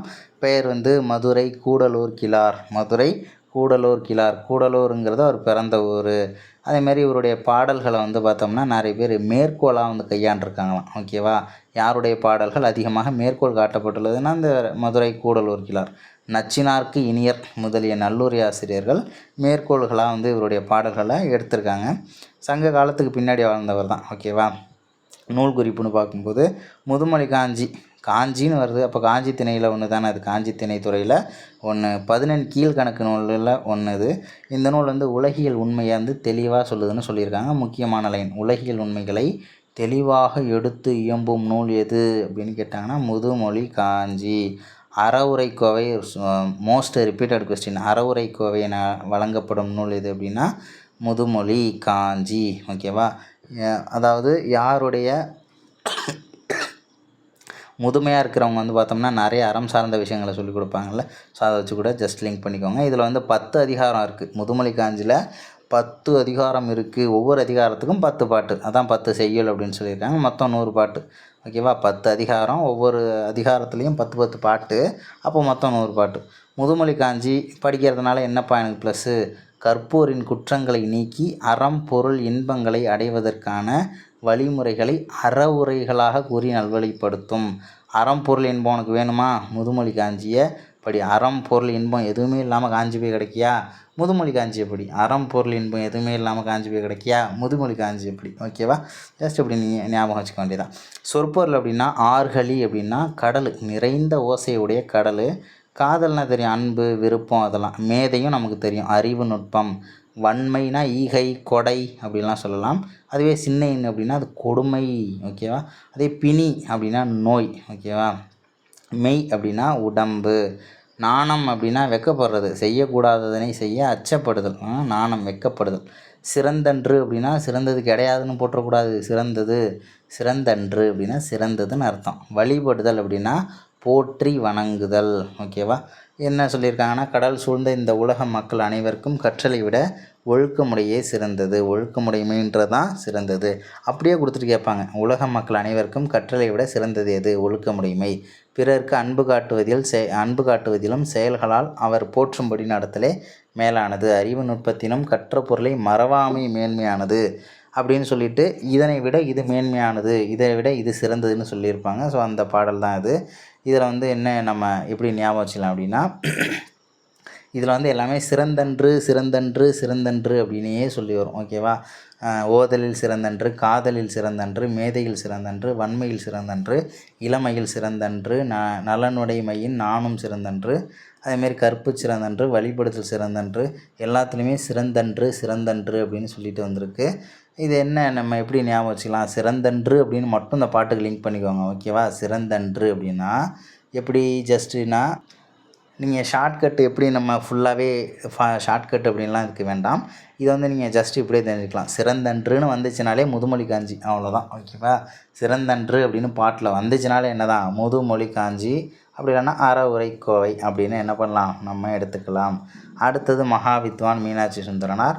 யார் காப்பார் என தமிழன்னை ஏங்கிய போது நான் காப்பேன் என எழுந்தார் ஒருவர். யாருப்பா அது? ரொம்ப ரிப்பீட்டட் கொஸ்டின் இது. உவே சாமிநாதர். ஓகேவா? உவே சாமிநாதர். யார் காப்பார் என தமிழன்னை ஏங்கிய போது நான் இருக்கேம்மா அப்படின்னு சொன்னது யார்? உவேசா வந்து சொல்லியிருப்பார். தமிழ் தாத்தா தெரியும். அதேமாரி அவருடைய ஆசிரியர் தான் மகாவித்வான் மீனாட்சி சுந்தரனார். உவேசாவோட வாத்தியார் இவர் வந்து பார்த்தோம்னா பிறந்தது எங்கே அப்படின்னா 1815. கால்டுவெலும் அதே வருஷம் தான். ஓகேவா? கால்டுவெலும் 1815 தான். இவர் வந்து ஏப்ரல் 6. ஓகேவா? ஏப்ரல் 6 வந்து திருச்சி மாவட்டத்தில் என்ன கிராமங்கிற ஊரில் பிறந்திருக்காரு. என்ன கிராமம். ஓகேவா? மீனாட்சி சுந்தரனார் திருச்சி மாவட்டம் என்ன கிராமத்தில் பிறந்திருக்காரு. அங்கே அப்பா பேர் வந்து சிதம்பரம். ஊர் தான் திருச்சி, ஆனால் அப்பா பேர் சிதம்பரம். அன்னதாச்சியார். ஓகேவா? அன்னதாச்சியார். சிதம்பரம் அன்னதாச்சியார். அதே மாதிரி மீனாட்சி சுந்தரனார் வந்து சின்ன பிள்ளையாக இருக்கும்போது அவங்க அப்பா கிட்ட தான் தமிழ் கற்றார். ஓகேவா? யாரிடம் தமிழ் கற்றாருன்னு சொல்லியே கொஷின்லாம் கேட்பாங்க. ஓகேவா? தந்தையாரிடம், அதாவது சிதம்பரத்திடம் தமிழ் கற்றார். பார்த்தீங்களா? மீனாட்சி சுந்தரம் சிதம்பரத்தில் தான் சிதம்பரத்திடம் தமிழ் கற்றிருக்கார். சிதம்பரம் யார்? அவங்க அப்பா. அதேமாதிரி மீனாட்சி சுந்தரனார் திருமணம் செய்து கொண்டு எந்த ஊரில் வாழ்ந்தார்? கல்யாணம் பண்ணிக்கிட்டு அதுவும் பிறந்த ஊரில் தான் வாழ்ந்திருக்காரு. திருச்சிராப்பள்ளி வந்து திரிசிரபுரம் அப்படின்னு சொல்கிறாங்க. திரிசிரபுரம் அப்படின்னு திரிசிரபுரத்தில் தான் வந்து வாழ்ந்ததாக சொல்லியிருக்காங்க. திரிசிரபுரங்கிறது திருச்சி தான். ஓகேவா? அதனால் அவர் என்ன சொல்கிறாங்க? திரிசிரபுரம் மீனாட்சி சுந்தரனார். திரிசிரபுரம் மீனாட்சி சுந்தரனார் என்ன கிராமத்தில் பிறந்தவர்? 1815. அவங்க அப்பா கிட்ட தமிழ் படிச்சிருக்காரு. அப்பா பேர் சிதம்பரம், அம்மா பேர் அன்னதாச்சியார். முடிஞ்சு வச்சா. அடுத்து வேறு என்னென்ன அப்படின்னா இவருடைய மாணவர்கள் யார் யார் அப்படின்னு தெரிஞ்சுக்கலாமா? இவர் நிறைய மாணவர்களுக்கு தமிழ் கற்றுக் கொடுத்து வாத்தியாராக இருந்திருக்காருப்பா. குலாம் காதிர் நாவலர். குலாம் காதிர் நாவலர்னு கொடுப்பாங்க. சவரியராயலு, தியாகராசர், சாமிநாதர், உவே சாமிநாதர். ஓகேவா? ஸோ அவங்கெல்லாம் குறிப்பிடத்தக்கவங்க. அதுமாரி இவர் வந்து தம் வாழ்வின் பெரும் பகுதியை வந்து மாணவர்களுக்கு கற்பிப்பதிலேயே வந்து செலவழிச்சிருக்காருன்னு சொல்லியிருக்காங்க. மாணவர்களுக்கு சொல்லிக் கொடுக்கறதுக்கே தன்னுடைய வாழ்க்கையை செலவு பண்ணியிருக்காரு. அதே மாதிரி வந்து 80க்கும் மேற்பட்ட நூல்களை வந்து இயற்றியிருக்காரு. அடுத்தது ரொம்ப முக்கியம். தமிழகத்தில் உள்ள பல்வேறு கோவில்களுக்கு நடைப்பயணம் மேற்கொண்டு அந்த கோவில்களை பற்றி தலபுராணங்கள் நிறைய இயற்றியிருக்கார். தலபுராணங்கள் பாடுவதில் வல்லவர் யாருனாலும் மீனாட்சி சுந்தரனார் தான். ரொம்ப முக்கியமானது. ஓகே. அடுத்து வந்து பார்த்தோம்னா இந்த டேட்டாலாம் வந்து ஜஸ்ட்டு நீங்கள் கதையாக தெரிஞ்சுக்க வேண்டியதான். அதில் வந்து வேறு எதுவும் கிடையாது. ஓகேவா? ஸோ அடுத்தது நீற்றுக்கார தெருவில் வந்து 3ஆவதாக இது அப்படின்னா சுண்ணாம்பு அப்படின்னு வரும். ஜஸ்ட்டு கதையாக தெரிஞ்சுக்கோங்க. அதே மாதிரி வந்து அவங்க உடம்பு சரியில்லாமல் இருந்தார். ஸோ அப்போ வந்து பார்த்தோம்னா ஒரு பையனை கூப்பிட்டு, அதாவது அவருடைய ஸ்டூடெண்ட்டை கூப்பிட்டு இந்த நூல் ஃபுல்லாக வந்து படித்து காட்டு அப்படின்னு சொல்லிட்டு கேட்குறாரு. உடனே என்ன சொல்கிறாங்க, மற்றவங்களாம் சொல்கிறாங்க உங்களுக்கு உடம்பு தான் சரியில்லைல்ல, கொஞ்சம் ஓய்வு எடுக்கலாமே அப்படின்னு சொன்னோன்னா அவர் சொல்கிறாரு நோய்க்கு மருந்தே இலக்கியம்தான் அப்படின்னு சொல்லியிருக்காரு. நோய்க்கு மருந்தே இலக்கியம்தான் அப்படின்னு சொல்லியிருக்காரு மீனாட்சி சுந்தரனார். அதுக்கப்புறம் வந்து பார்த்தோம்னா இவர் எப்போ இறந்து போகிறாருன்னா February 1, 1876 இறந்து போனார். எப்போ பிறந்தார்? ஏப்ரல் மாதம் 1815 பிறந்து 1876 இறந்து போகிறாரு. வேறு என்ன எப்படி இருக்குன்னா ஓகே, நாளை என் தமிழ் மொழி சாகுமானால் இன்றே நான் இறந்து விடுவேன் அப்படின்னு சொன்னது யாருன்னா ரஷ்ய நாட்டை சேர்ந்த கவிஞர் ரசூல் கம்சதேவ். நாளை என் தமிழ் மொழி சாகுமானால் இன்றே நான் இறந்து விடுவேன்னு சொன்னது ரஷ்ய நாட்டு கவிஞர் ரசூல் கம்சதேவ். சாகும்போதும் தமிழ் படித்து சாக வேண்டும் அப்படின்னு சொன்னது யார்? அது வந்து சச்சிதானந்தன். ஓகேவா? ஓகே. அடுத்து வந்து சொல்ல துடிக்குது மனசு. இது வந்து பார்த்தோம்னா யார் அப்படின்னா நூல் வந்து விகேடி பாலன். ஓகேவா? சொல்ல துடிக்குது. நம்மலாம் பாலகன் அப்படின்னா சின்ன வயசாக இருக்கும்போது தான் நிறைய வந்து மனசு வந்து துடிக்கும் அப்படின்லாம் சொல்லி லிங்க் பண்ணிக்கலாம். விகேடி பாலகனாக இருக்கும்போது தான் மனசு ஏதோ சொல்லத்துக்கு துடிக்கும் அப்படின்னு சொல்லிட்டு என்ன பண்ணிக்கலாம், ஜஸ்ட்டு ஞாபகம் வச்சுப்போம். ஓகே. அடுத்தது வேறு என்ன இருக்குது அப்படின்னா தமிழ் படித்தால் என்னென்னலாம் கிடைக்கும்? அறம் பெருகும் தமிழ் படித்தால், அகத்தில் ஒளி பெருகும், திறம் பெருகும், உரம் பெருகும், தீமைக்கு எதிர் நிற்கும், அறம் பெருகும், ஆண்மை வரும், மருள் விலகி போகும், புறம் பெயரும் பொய்மையெல்லாம் புதுமை பெரும் வாழ்வே ஓகேவா. பெருகும் பெருகும் பெருஞ்சித்திரனார் ஓகேவா. பெருகும் பெருகும் பெருஞ்சித்திரனார் ஓகேவா. நமக்கு வந்து சிறந்தன்று சிறந்தன்றுனா முதுமொழி காஞ்சி, பெருகு பெருகு பெருகுன்னு வந்துச்சுனாலே பேர்லையும் பெருஞ்சித்திரனார் தான் ஓகேவா. பெருகும் பெருகும் பெருஞ்சித்திரனார் அப்படின்னு என்ன பண்ணலாம் நினச்சிக்கலாம். கோவூர் கிழார் அப்படின்னு பார்க்கும்போது கோவூர் கிழார் வந்து உறையூருக்கு அருகில் உள்ள கோவூரில் வேளாளர் மரபில் பிறந்தவர்னு சொல்லியிருக்காங்க. இவர் சின்ன வயசுலேயே நல்ல கல்வியில் சிறந்து விளங்கியவர். நற்றிணை, குறுந்தொகை, புறநானூறு, திருவள்ளுவர் மாலை ஆகியவற்றில் இவருடைய 18 பாட்டு வந்து இடம்பெற்றிருக்கு அப்படின்றதையும் சொல்லியிருக்காங்க. அதுமாதிரி நலங்கிள்ளிங்கிற மன்னன் வந்து உறையூர், திருச்சி உறையூர் இருக்குல்ல, ஸோ அந்த இதெல்லாம் சோழ நாடு தானே, ஸோ அந்த பகுதியை வந்து ஆட்சி பண்ணிகிட்ருக்காரு. ஸோ அதில் வந்து பார்த்தோம்னா நிறைய பிரச்சனைகள்லாம் ஒன்று வந்திருக்கும். அதாவது இந்த மன்னன் வந்து கோவூர் கிழாரின் புலமையை பலர் வாயிலாக கேட்டு அறிந்தான். ஸோ அதனால் என்ன பண்ணுறாரு, தன்னுடைய அவைக்கு வந்து அவரை அழைத்து வந்து யார் இந்த கோவூர் கிழாரை அழைச்சி அவர் கூட நிறைய ஃப்ரெண்ட்ஷிப்பாக வந்து பழகி நிறைய சிறப்புகள்லாம் வந்து செஞ்சு கொடுக்குறாரு. ஸோ அவரை பற்றி நிறைய பாடல்லாம் கூட அவர் பாடியிருக்கிறதா சொல்லியிருக்காங்க. போரை தவிர்த்த புலவர். நலங்கிள்ளிக்கும் நெடுங்கிள்ளிக்கும் சண்டை ஓகேவா. நலங்கிள்ளிக்கும் நெடுங்கிள்ளிக்கும் சண்டை. ஸோ அப்போ என்ன பண்ணுறாங்க, நலங்கிள்ளியோட படை டீம் வந்து அந்த கோட்டை அதை வந்து ஃபுல்லாக முற்றுகையிடுறாங்க. ஸோ அப்போது மக்கள் எல்லோரும் அந்த கோட்டைக்குள்ளே ரொம்ப கஷ்டப்படுறாங்க. அப்போ கோவூர் கிழார் வந்து கோட்டைக்குள்ளே போயிட்டு நெடுங்கிள்ளியை பார்க்குறாரு. நெடுங்கிள்ளியே, கோட்டைக்குள் யானைகள் உணவின்மையால் பிளர்கின்றன, குழந்தைகள் பாலே இல்லாமல் எல்லாம் கதறுது, மக்கள் குடிக்க நீரின்றி தவிச்சிக்கிட்டு இருக்காங்க. நீ அறத்தினை உடையவனானால் வெற்றி பெற்ற நலங்கிள்ளியிடம் கோட்டையை ஒப்படைத்து விட்டு வெளியேறு, அல்லது நீ வீரனானால் எதிர்த்து சண்டையிடு, ரெண்டுத்தில் ஏதாவது செய்யாமல் ஏன் மக்களை போட்டு கஷ்டப்படுத்துகிற அப்படின்னு சொல்லிட்டு இவர் போயிட்டு கேட்குறாரு. அப்போ என்ன பண்ணுறாரு, நெடுங்கிள்ளி வந்து அந்த கோட்டையை வந்து திறந்து விட்டுட்டு வேற ஒரு கோட்டைக்குள்ளே போயிட்டு கதவை முடிக்கிறாரு. ஸோ அதுக்குள்ளே திரும்பவும் நலங்கிள்ளி போயிட்டு திரும்பவும் போயிட்டு நலங்கிள்ளிக்கு கடுப்பு வந்துடுது ஓகேவா. திரும்பவும் என்ன பண்ணுறாங்க அப்படின்னா, ஒரே ஒரு கோட்டைக்குள் புகுந்து நெடுங்கிள்ளியை வந்து திரும்பவும் போய் பார்க்குறாரு. யார் அப்படின்னா கோவூர் கிழார். நெடுங்கிள்ளியே, உன்னோட போர் புரிய கோட்டைக்கு வெளியே முற்றுகையிட்டிருப்பவன் இட்டு இருப்பவன் பனம்பூ மாலை அணிந்த சேரனும் கிடையாது, வேப்பம்பூ மாலையை போட்ட பாண்டியனும் கிடையாது, சோழருக்குரிய அத்தி மாலையை வந்து அணிந்தவன் தான் ஓகேவா. நீயும் அத்தி மாலை தான், அவனும் அத்தி மாலை தான், நீங்களே உங்களுக்குள்ளே ஏன் சண்டை போட்டுக்கிறீங்க அப்படின்னு சொல்லிட்டு, அது வேண்டாம், போரை ஒளிமின் அப்படின்னு சொல்லி சொன்னவர் யார் அப்படின்னா கோவூர் கிழார் தான். அதே மாதிரி குளமுற்றத்துஞ்சி கிள்ளி வளவன் இதே மாதிரி ஃபைட்டு தான் வந்து திரும்ப திரும்ப நடந்திருக்கும். இது எல்லாத்தையுமே வந்து மீட்டு கொண்டு வந்தவர் யார் அப்படின்னா கோவூர் கிழார். இந்த கதையை வந்து ஜஸ்ட்டு நீங்கள் தெரிஞ்சுக்க வேண்டியதுதான். எக்ஸாம் பாயிண்ட் ஆஃப் வியூவில் எதுவும் பெருசாக இல்லை, ஆனாலும் இந்த கதையை நல்லாயிருக்கும், தெரிஞ்சுக்கலாம். இது வந்து குறள் நெறி இலக்கிய கதைகள். யார் வந்து ஆசிரியர் அப்படின்னா சுந்தரராசன் ஓகேவா. சுந்தரராசன். குறள் நெறி இலக்கிய கதைகள். குறள் நெறி இலக்கிய கதைகள் வந்து சுந்தரராசன் ஓகேவா. அதுக்கப்புறம் சார்பெழுத்து 10 வகைப்படும் அப்படின்லாம் சொல்லியிருக்காங்க. அதான் வந்து அக்கேனம் அப்படின்னா முப்புள்ளிம்பாங்க, முப்பார் புள்ளிம்பாங்க, தனிநிலை அப்படின்லாம் சொல்லியிருப்பாங்க. இந்த ஆயுத எழுத்தோட கான்செப்டே வந்து இந்த கேடயம்லாம் யூஸ் பண்ணுவாங்கள்ல, இட்லி பானை மூடி மாதிரி நம்ம ஸ்கூலில் படிச்சிருப்போம். ஸோ கேடயம் அப்படின்னு சொல்லி யூஸ் பண்ணுவாங்களே, அதில் 3 புள்ளி இருக்கும்ல, அந்த மாதிரி ஆயுத எழுத்தை குறிக்கக்கூடிய ஒரு இதுதான் அர்த்தம் தான் அது வந்து சொல்லியிருப்பாங்க. அந்த மாதிரி இருக்கிறதுனால இதையும் வந்து ஒரு ஆயுதம் அப்படின்னு சொல்லி நமக்கு குறிக்கிறாங்க. ஆயுத எழுத்து அப்படின்னு இருக்கும்போதே அது எப்படி தெரியுமா வரும் ஒரு சொல்லுக்குள்ளே. இப்போ உதாரணத்துக்கு எக்குன்னு இருக்குது, எக்கு கு அப்படின்னு சொல்லி எக்குன்னு எழுதுகிறோம்ல, ஏங்கிறது என்னது அப்படின்னா நமக்கு என்னது அப்படின்னா அது வந்து ஒரு குறில் எழுத்து ஓகேவா. அதே மாதிரி அதன் பின் வல்லின உயிர்மை எழுத்து வரும். அந்த அக்கேனாவுக்கு முன்னாடி வரக்கூடியது குறில் எழுத்தாக இருக்கும், அக்கேனாவுக்கு அடுத்து வரக்கூடிய எழுத்து வந்து வல்லின உயிர்மை குறில் எழுத்தாக இருக்கும். வல்லின உயிர்மைனா கசட தபரை ஓகேவா.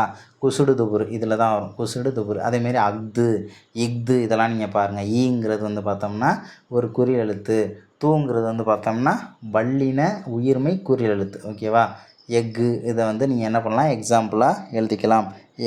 இந்த அக்கேனா அப்படின்றது இப்படி தான் வரும். முன்னாடி வந்து குறில் எழுத்தாக இருக்கும், பின்னாடி வரக்கூடிய எழுத்து வந்து பார்த்தோம்னா வல்லின உயிர்மை குறில் எழுத்தாக இருக்கும், நெடில் எழுத்துலாம் வராது.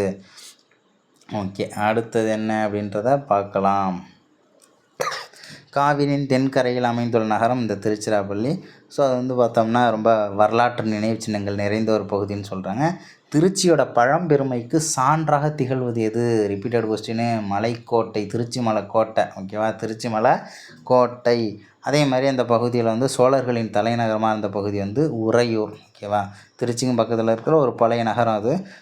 உறையூரை தான் வந்து பார்த்தோம்னா முன்னாடியெல்லாம் முற்காலத்தில் கோழி மாநகரம் அப்படின்னு சொல்லியிருக்காங்க. ஓகேவா, கோழி மாநகரம் அப்படின்றத சொல்லியிருக்காங்க. கோழியெல்லாம் அப்படியே உடம்பு சரியில்லைன்னா அப்படியே உறங்கும் தெரியுமா, அப்படியே உறங்கும் அப்படின்றத ஜஸ்ட் ஞாபகம். உறங்குங்கிறது உறையூருக்காக சொல்ல வரேன். கோழி உறங்குது உறையூர் அப்படின்னு கூட என்ன பண்ணலாம், ஜஸ்ட்டு ஞாபகம் வச்சுக்கலாம். அதுமாரி திரிசிரபுரம்னா திருச்சி அப்படின்னு சொல்லிட்டு நமக்கு தெரியும். அதுமாதிரி திருச்சியில் சுற்றுலா இடங்கள் என்னென்ன அப்படின்னா முக்கொம்பு, ஊமையங்கோட்டை, புளியாஞ்சோலை, பச்சைமலை இதெல்லாம் வந்து சொல்லியிருக்காங்க. அடுத்த 2 லைன் ரொம்ப முக்கியமானது. தாயுமானவருக்கு ஞான நெறி காட்டியவர் யார் அப்படின்னா மௌன குரு. தாயுமானவருக்கு ஞான நெறி காட்டியவர். ஓகேவா, மௌன குரு. அடுத்தது தமிழின் முதல் சிறுகதை எழுத்தாளர் வாவே சுப்பிரமணியம். வாவேசுன்னு சொல்லுவாங்கள்ல, வாவே சுப்பிரமணியம் தான் தமிழோட முதல் சிறுகதை எழுத்தாளர். இவங்க 2 பேருமே திருச்சியில் தோன்றியவர்கள். இவங்க 2 பேருமே திருச்சியில் தோன்றினவங்க அப்படின்னு சொல்லியிருக்காங்க. தாய்க்கே வந்து தாயுமானவருக்கே தாயின்னு வருது இல்லையா, ஸோ தாய்கிட்ட வந்து ஞானத்தை எப்படி கற்றுக்கணும், மௌனமாக கற்றுக்கணும். தாய்கிட்ட ஞானத்தை மௌனமாக கற்றுக்கணும். ஓகேவா, அப்படி இல்லைன்னா தாய்கிட்டேருந்து ஞானத்தை மௌனமாக கற்றுக்கணும். ஏதோ ஒன்று அப்படின்னு ஞாபகம் வச்சுக்கோங்க. அதேமாரி தமிழின் முதல் சிறுகதை எழுத்தாளர் வாவே சுப்பிரமணியம். வாவே சுப்பிரமணியம். வாவே சுப்பிரமணியம். தாய்கிட்ட எப்படி ஞானத்தை கற்றுக்கணும், மௌனமாக கற்றுக்கப்பா, இல்லைன்னா தோசைக்கல் தோசை திருப்பி கரண்டிலாம் இருக்குல்ல, அதெல்லாம் வந்து தட்டி விடும், பார்த்துக்கோங்க. அமைதியாக மௌனமாக கற்றுக்கணும். இதுமாரி மோசிகீரன் அப்படிங்கிறது தென்பாண்டி நாட்டில் உள்ள கீரன் அப்படின்னு தான் பார்த்துருப்போம் குடிப்பேர் அப்படின்லாம். அதுமாரி மோசிங்கிறது ஒரு ஊரோட பேர். அதுமாரி முரசு கட்டியில் தூங்கியிருப்பார். சேர மன்னன் வந்து கவரி வீசியிருப்பார். அதெல்லாம் நம்ம பார்த்துருப்போம். அதே மாதிரி கடனே கடனே அப்படின்னு வந்துச்சுனாலே நமக்கு என்ன வந்துடும் அப்படின்னா புறநானூறு. கடனே கடனே, சிறந்தன்று சிறந்தன்றுன்னு வந்துச்சுன்னா முதுமொழி காஞ்சி அப்படின்னு சொல்லி பார்த்துருப்போம். இங்கே கடனே கடனே கடனே கடனே அப்படின்னு வந்துச்சுனாலே என்னது நமக்கு புறநானூறு. போற்றி போற்றி போற்றின்னு வந்துச்சுன்னா திருவிக்கா. ஸோ இதுதான் ஷார்ட்கட். அந்த கோடு வேர்டுங்கிறதான் நமக்கு முக்கியம். ஈன்று புறந்தறுதல் எண்தலை கடனே, சான்றோனாக்குதல் தந்தைக்கு கடனே, வேல் வடித்து கொடுத்தல் கொல்லருக்கு கடனே, நன்னடை நல்கல் வேந்தருக்கு கடனே, ஒளிர்வாள் அருஞ்சமம் முறுக்கி களிர் எழிந்து பெயர்தல் காளைக்கு கடனே அப்படின்ற ஒரு பாடல் புறநானூறு. ஓகே, வேறு என்ன இருக்குது அப்படின்றதையும் பார்த்துடலாம். வேறு எல்லாம் ஈஸியானது தான். ஓகே, இதில் வந்து பார்த்தோம்னா காளமேக புலவரை பற்றி கொடுத்துருக்காங்க. அவருடைய பாடல். காளமேக புலவர் அப்படின்னு எடுத்துக்கிட்டோம்னா பிறந்த ஊர் எதுப்பானா நந்தி கிராமங்கிற ஊர். சிலர் வந்து நந்தி கிராமங்கிறாங்க, சிலர் வந்து எண்ணாயிரங்கிறாங்க. நந்தி கிராமங்கிறது கும்பகோணத்தில் இருக்குதாமா. கும்பகோணத்துக்கு பக்கத்தில். விழுப்புரம் மாவட்டத்தில் இருக்கிறது எண்ணாயிரம். சிலர் வந்து பார்த்தோம்னா இங்கே அங்கே அப்படின்லாம் சொல்கிறாங்க. சிலர் வந்து கும்பகோணத்துக்கு பக்கத்தில் நந்தி கிராமத்தில் தான் பிறந்தார் அப்படின்றாங்க. சிலர் இல்லை விழுப்புரம் மாவட்டத்தில் எண்ணாயிரத்தில் தான் பிறந்தார் அப்படின்றதையும் சொல்லியிருக்காங்க. காளமேக புலவரோட பேர் இயற்பேர் என்னென்னா வரதன். இவர் எங்கே வேலை பார்த்துருக்காரு அப்படின்னா திருவரங்க கோயில் மடைப்பள்ளியில் வேலை பார்த்துருக்காரு. வைணவம் டு சைவம். ஓகேவா, இவர் வந்து வைணவம் டு சைவம் அப்படின்றத நம்ம வந்து ஞாபகம் வச்சுக்கலாம். ஓகேவா, வைணவம் டு சைவம். இது எப்படி ஜஸ்ட்டு ஞாபகம் வச்சுக்கலான்னா காளமேக புலவர் வரதன் வந்து நல்லா வந்து வசை பாடுவார் அப்படின்னு ஞாபகம் வச்சுக்கலாம். வசைன்றது ஃபார் வைணவம், சைனா சைவம் அப்படின்னு. ஓகேவா, வைணவத்துலேருந்து சைவத்துக்கு மாறி இருக்கார். கார்மேகம் மலையை வந்து எப்படி பொழியுது அதே மாதிரி வந்து இவர் கவிதையாக பொழிவாராம். அதனால் வந்து காளமேக புலவர்னு பேரை வச்சுட்டாங்க. இருபொருள் அமைய நகைச்சுவையுடன் பாடுவதில் வல்லவர். அதான் அந்த இரட்டுற மொழிதல் இருக்குல்ல, ஸோ அந்த அடிப்படையில் இவர் வந்து இருபொருள் அமைய நகைச்சுவையோட பாடுவதில் வல்லவர்னு சொல்லியிருக்காங்க. சொற்பொருள் அப்படின்னு பார்க்கும்போது சுழி அப்படின்னா உடல் மீது உள்ள சுழி, தலையில் சுழியெல்லாம் இருக்கும்ல, ஸோ அந்த மாதிரி ஒரு சுழியை சொல்கிறாங்க. இன்னொன்று நீர்ச்சுழி, தண்ணி வேகமாக டேமில் திறந்து விட்டால் சுழியாக போகும்ல, ஸோ அந்த நீர்ச்சுழியையும் சொல்லியிருக்காங்க. துன்னலர் அப்படின்னா பகைவர் அழகிய மலர் அப்படின்ற 2 அர்த்தத்தை குறிக்குது. பரிவாய் அப்படின்னா அன்பாய். சாடும் அப்படின்னா தாக்கும் இழுக்கும் 2 பொருளில் இருக்குது. ஆடு பரி அப்படின்னா ஆடுகின்ற குதிரை அப்படின்ற ஒரு அர்த்தத்தில் குறிக்கிறாங்க. ஆடு பரி. புகழ்பெற்ற மன்னன் திருமலைராயன் நாட்டில் விரைந்து ஓடுவதால் தெளிந்த சுத்தமான அதாவது ஓகேவா சுழி உடையதால் பகைவரை தாக்குவதால் அன்போடு தலை சாய்ப்பதால் குதிரையும் வெள்ளத்தால் ஆறு விரைந்து ஓடுவதால் ஓடுகிற பொழுது நீரில் சுழிகள் உடையதால் மலர்களை அழைத்து செல்வதால் பயிர்களுக்கு மலம் சேர்ப்பதால் காவிரியும் ஒன்றாகும். ஒன்றும் கிடையாது, மன்னனுடைய குதிரை அந்த குதிரையோட முதுகில் வந்து சுழி இருக்கும்ல, அதேமாரி வந்து தண்ணி வந்து வேகமாக ஓப்பன் பண்ணி விடும்போது அதுலேயும் வந்து சுழி இருக்கும் தெரியுமா. ஸோ அந்த 2த்தையும் வந்து கம்பேர் பண்ணி இதில் சொல்கிறாங்க. 2மே வந்து பார்த்தோம்னா பயிர்களுக்கு வளத்தை சேர்க்குது அந்த காவிரி, அதையும் அதேமாதிரி வந்து பார்த்தோம்னா பகைவரை ஓடி போய் தாக்குதில்ல, ஸோ அது வந்து குதிரை. ஸோ அதையும் வந்து 2மே ஒன்று தான் அப்படின்ற மாதிரி கம்பேர் பண்ணி சொல்லியிருக்காரு. ஓடும் சுழி சுத்தம் உண்டாகும் துன்னலரை சாடும் பரிவாய் தலை சாய்க்கும் நாடறிய தேடு புகழான் திருமலை ராயன் வரையில் ஆடுபரி காவிரியாமே அப்படின்னு சொல்லிட்டு காளமேக புலவருடைய பாடல் வந்து இருக்குது. ஓகே, அடுத்தது என்ன அப்படின்னா கல்விக்கு எல்லை இல்லை. இதில் என்ன கொடுத்துருக்காங்கன்னா நூல் குறிப்பு. புலவர் பலர் பல்வேறு சூழ்நிலைக்கு ஏற்ப அவ்வப்போது பாடிய பாடல்களோட தொகுப்பு தான் வந்து தனிப்பாடல் திரட்டு. ஓகேவா, அதை என்ன பண்ணுறாரு, ராமநாதபுரம் மன்னர் ஒருத்தர் பொன்னுசாமிங்கிறவர் சந்திரகேச கவிராச பண்டிதர் அவர்கிட்ட வந்து கேட்குறாரு. ஓகேவா, இந்த மாதிரி பாடல்களெல்லாம் வந்து தொகுத்து கொடுங்க அப்படின்னு சொல்லிட்டு. ஸோ யாருடைய வேண்டுகோளுக்கு இணங்க அப்படின்னா ராமநாதபுரம் மன்னர் பொன்னுசாமி வேண்டுதலுக்கு இணங்க சந்திரகேசர கவிராச பண்டிதர். ஓகேவா, அதையுமே ஒரு பொண்ணோட வேண்டுதல், பொண்ணு அப்படின்னு கூட ஞாபகம் வச்சுக்கலாம். ஒரு பொண்ணு கேட்டதுனால தான் சந்திரசேகர கவிராச பண்டிதர் வந்து தமிழ்நாடு முழுவதும் சென்று இந்த மாதிரி நூல்களெல்லாம் வந்து தொகுத்திருக்காரு அப்படின்னு சொல்லிட்டு நம்ம ஞாபகம் வச்சுக்கலாம்.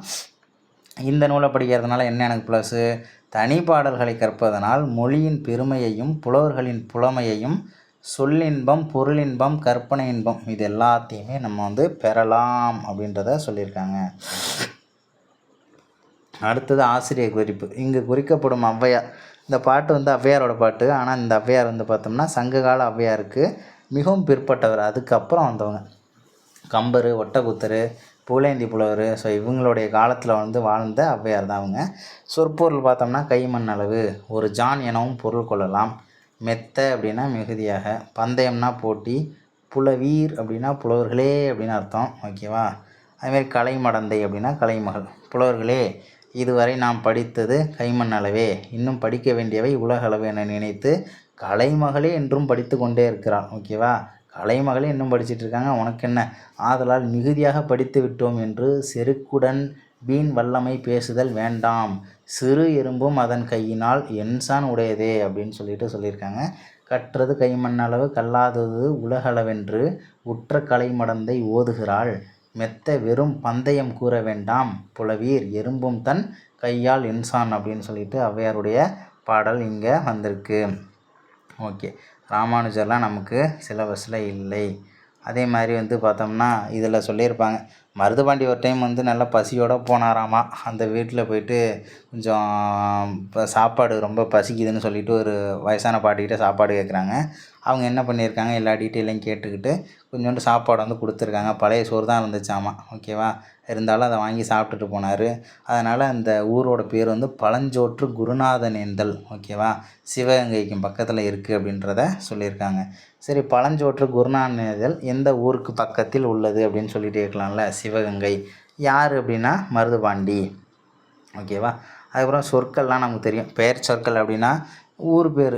இப்போ என்னோடய பேராக இருக்கட்டும், கமலா, ராணி, மரம், மிதிவண்டி, வாகனம், இதெல்லாம் வந்து பெயர் சொற்கள். ஓகேவா, அதுவே வினை சொற்கள்னால் ஓடினான், ஆடினான், பாடினான், தேடினான், எழுதினான், குளித்தான், இதெல்லாம் வந்து வினைச்சொல்.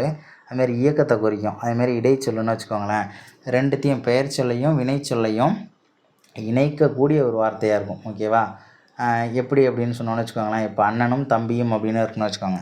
உம்முன்னு சொல்லி ஒன்று ஜாயிண்ட் ஆகுதுல, அந்த மாதிரி இடையில ஏதோ ரெண்டு வார்த்தையை இணைக்கிறதுக்காக வந்து ஒரு வார்த்தை புதுசாக வந்து சேரும், ரெண்டு எழுத்து.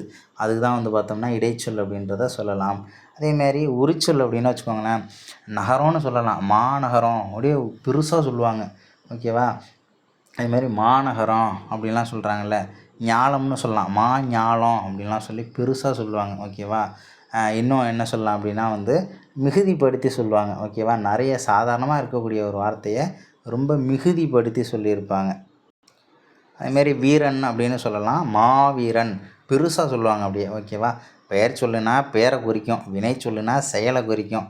பெயர் சொல்லையும் வினை சொல்லையும் இணைக்கிறதாக யூஸ் பண்ணுறது இடைச்சொல். அதுவே ஒரு பெயர் சொல்லையோ வினை சொல்லையோ மிகுதிப்படுத்தி அதிகமாக பெருசாக சொல்கிறதுக்கு வர்றது வந்து பார்த்தோம்னா உரி சொல்லு அப்படின்றத நமக்கு சொல்லியிருப்பாங்க. சிம்பிளாக என்ன பண்ணலாம், இப்படி ஞாபகம் வச்சுக்க வேண்டியதான். அதே மாதிரி இலக்கணம்ன்றது நம்ம அடுத்ததில் பார்க்கலாம். எந்தெந்த இடத்துல வல்லினம் மிகும், எந்தெந்த இடத்துல மிகாது அப்படின்றத கொடுத்துருப்பாங்க. அதே மாதிரி பிரேம்சந்த் அப்படின்றவர் யார் அப்படின்னு சொல்லி கேட்டிருக்காங்க. முக்கியமான கொஸ்டின். இந்தி மொழியில் புகழ்பெற்ற ஒரு எழுத்தாளர் தான் இந்த பிரேம்சந்த். அவரை பற்றி நமக்கு கதைலாம் கொடுத்துருக்காங்க, கதை வேண்டாம். பிரேம்சந்த் ஒரு விளக்கை ஏற்றி வைத்தால் ஒளி கொடுக்க வேண்டியது அதன் கடமை. அதனை விட்டுவிட்டு நம்முடைய ஒளியினால் பிறருக்கு நன்மையா தீமையா என ஆராய்வது அதன் வேலை கிடையாது. எண்ணெயும் திரியும் உள்ளளவும் தானாகவே எரிந்து பின்னர் அணைந்துவிடும். இந்த கூற்றை சொன்னது யார்? பிரேம்சந்த். விளக்க ஏற்றி வைக்கிறோம், அது வெளிச்சத்தை கொடுக்கணும், அவ்வளோதான். அதனால் நல்லவங்களா நல்லதா கெட்டதான்லாம் அது யோசிக்கக்கூடாது. இருக்கிற வரைக்கும் அது எரியணும், அவ்வளோதான் அப்படின்ற ஒரு வாசகத்தை சொன்னது பிரேம்சந்த். கவனத்துக்கு எக்ஸாம்பிளாக சொல்லியிருக்கேன், ஜஸ்ட் அந்த டைலாக். மெழுகுவர்த்தியை வெளிச்சம் கொடுக்கணும் அப்படின்றது யார் அப்படின்னா பிரேம்சந்த் அப்படின்றவர் தான் அந்த வாசகத்தை சொல்லியிருக்கார். விவேகானந்தர் அமெரிக்காவில் வாக்கிங் ஒன்று போயிட்டுருப்பார். சின்ன பசங்க வந்து பார்த்தோம்னா துப்பாக்கியால் நிறைய முட்டையோட வந்து சுட்டு பார்த்துக்கிட்டு இருப்பாங்க, ஒன்றுத்தையுமே சுட மாட்டாங்க. இவர் போயிட்டு என்ன பண்ணுவார், டப்புன்னு எல்லாத்தையுமே சுட்டு போடுவார். நீங்கள் வந்து ஆல்ரெடி பயிற்சி எடுத்தவங்க அப்படின்னு சொல்லிட்டு இவர் சொல்லும்போது, நான் துப்பாக்கியே இப்போ தான் கையில் பிடிக்கிறேன், நான் வந்து மனசை வந்து ஒருநிலைப்படுத்தினதுனால தான் என்னால் சுட முடிஞ்சுது, நீங்களே வந்து மனசை ஒருநிலைப்படுத்துங்க அப்படின்றத சொல்லியிருப்பார். விவேகானந்தர் மனதை ஒருமுகப்படுத்துவதில் தான் அனைத்தும் இருக்கிறது, அவ்வாறு செய்யும்போது எந்த ஒரு செயலும் வெற்றியை தரும் அப்படின்னு சொன்னது யாருன்னா விவேகானந்தர். அடுத்தது என்னென்னா, ஆடற்கலை என்பது முத்தமிழில் நாடக கலையில் அடங்கும். ஓகேவா? நடனம், நாட்டியம் இதெல்லாமே ஆடற்கலை தான். கூத்துக்கலை அப்படின்னு சொல்லிட்டு அப்போல்லாம் சொல்லுவாங்க. அடுத்தது ரொம்ப முக்கியமானது, கட்புலனாம் இன்பத்தை தரவல்லது எந்த கலை அப்படின்னு சொல்லி கேட்டிருக்காங்க. கட்புலனாம் இன்பத்தை தரவல்லது எந்த கலை அப்படின்னா ஆடற்கலை. உடல் சோர்வையும் உள்ள துயரையும் போக்கும் வடிகால் வந்து ஆடல் பாடல். ஓகேவா? அதேமாரி ஆடல் கலையில் வல்லவராய் கூத்தர் விரலியர் அப்போலாம் இருந்தாங்கள்ல, டான்ஸ் ஆடி ஊர் ஊராக போயிட்டு டான்ஸ் ஆடியெல்லாம் வந்து மக்களை மகிழ்விப்பாங்க, அவங்க வந்து கூத்தர் விரலியர் அப்படின்னு அவங்கள சொல்லுவாங்க. முக்கியமான தகவல், நிறைய டைம் கேட்டிருக்காங்க. சரி, வேறு என்ன தகவல் இருக்குன்னா, தெரியும், தமிழக ராஜாங்கத்தின் தேசிய மிருகங்கள் வரையாடு அப்படின்றது நமக்கு தெரியும். வேறு என்ன தகவல் இருக்குது அப்படின்றத பார்க்கலாம். ஓகே, இதிலலாம் எதுவுமே நமக்கு முக்கியமானது எதுவும் இல்லை. ஓகே, அடுத்த வீடியோவில் அடுத்த டேர்மில் சந்திக்கலாம். தேங்க்யூ.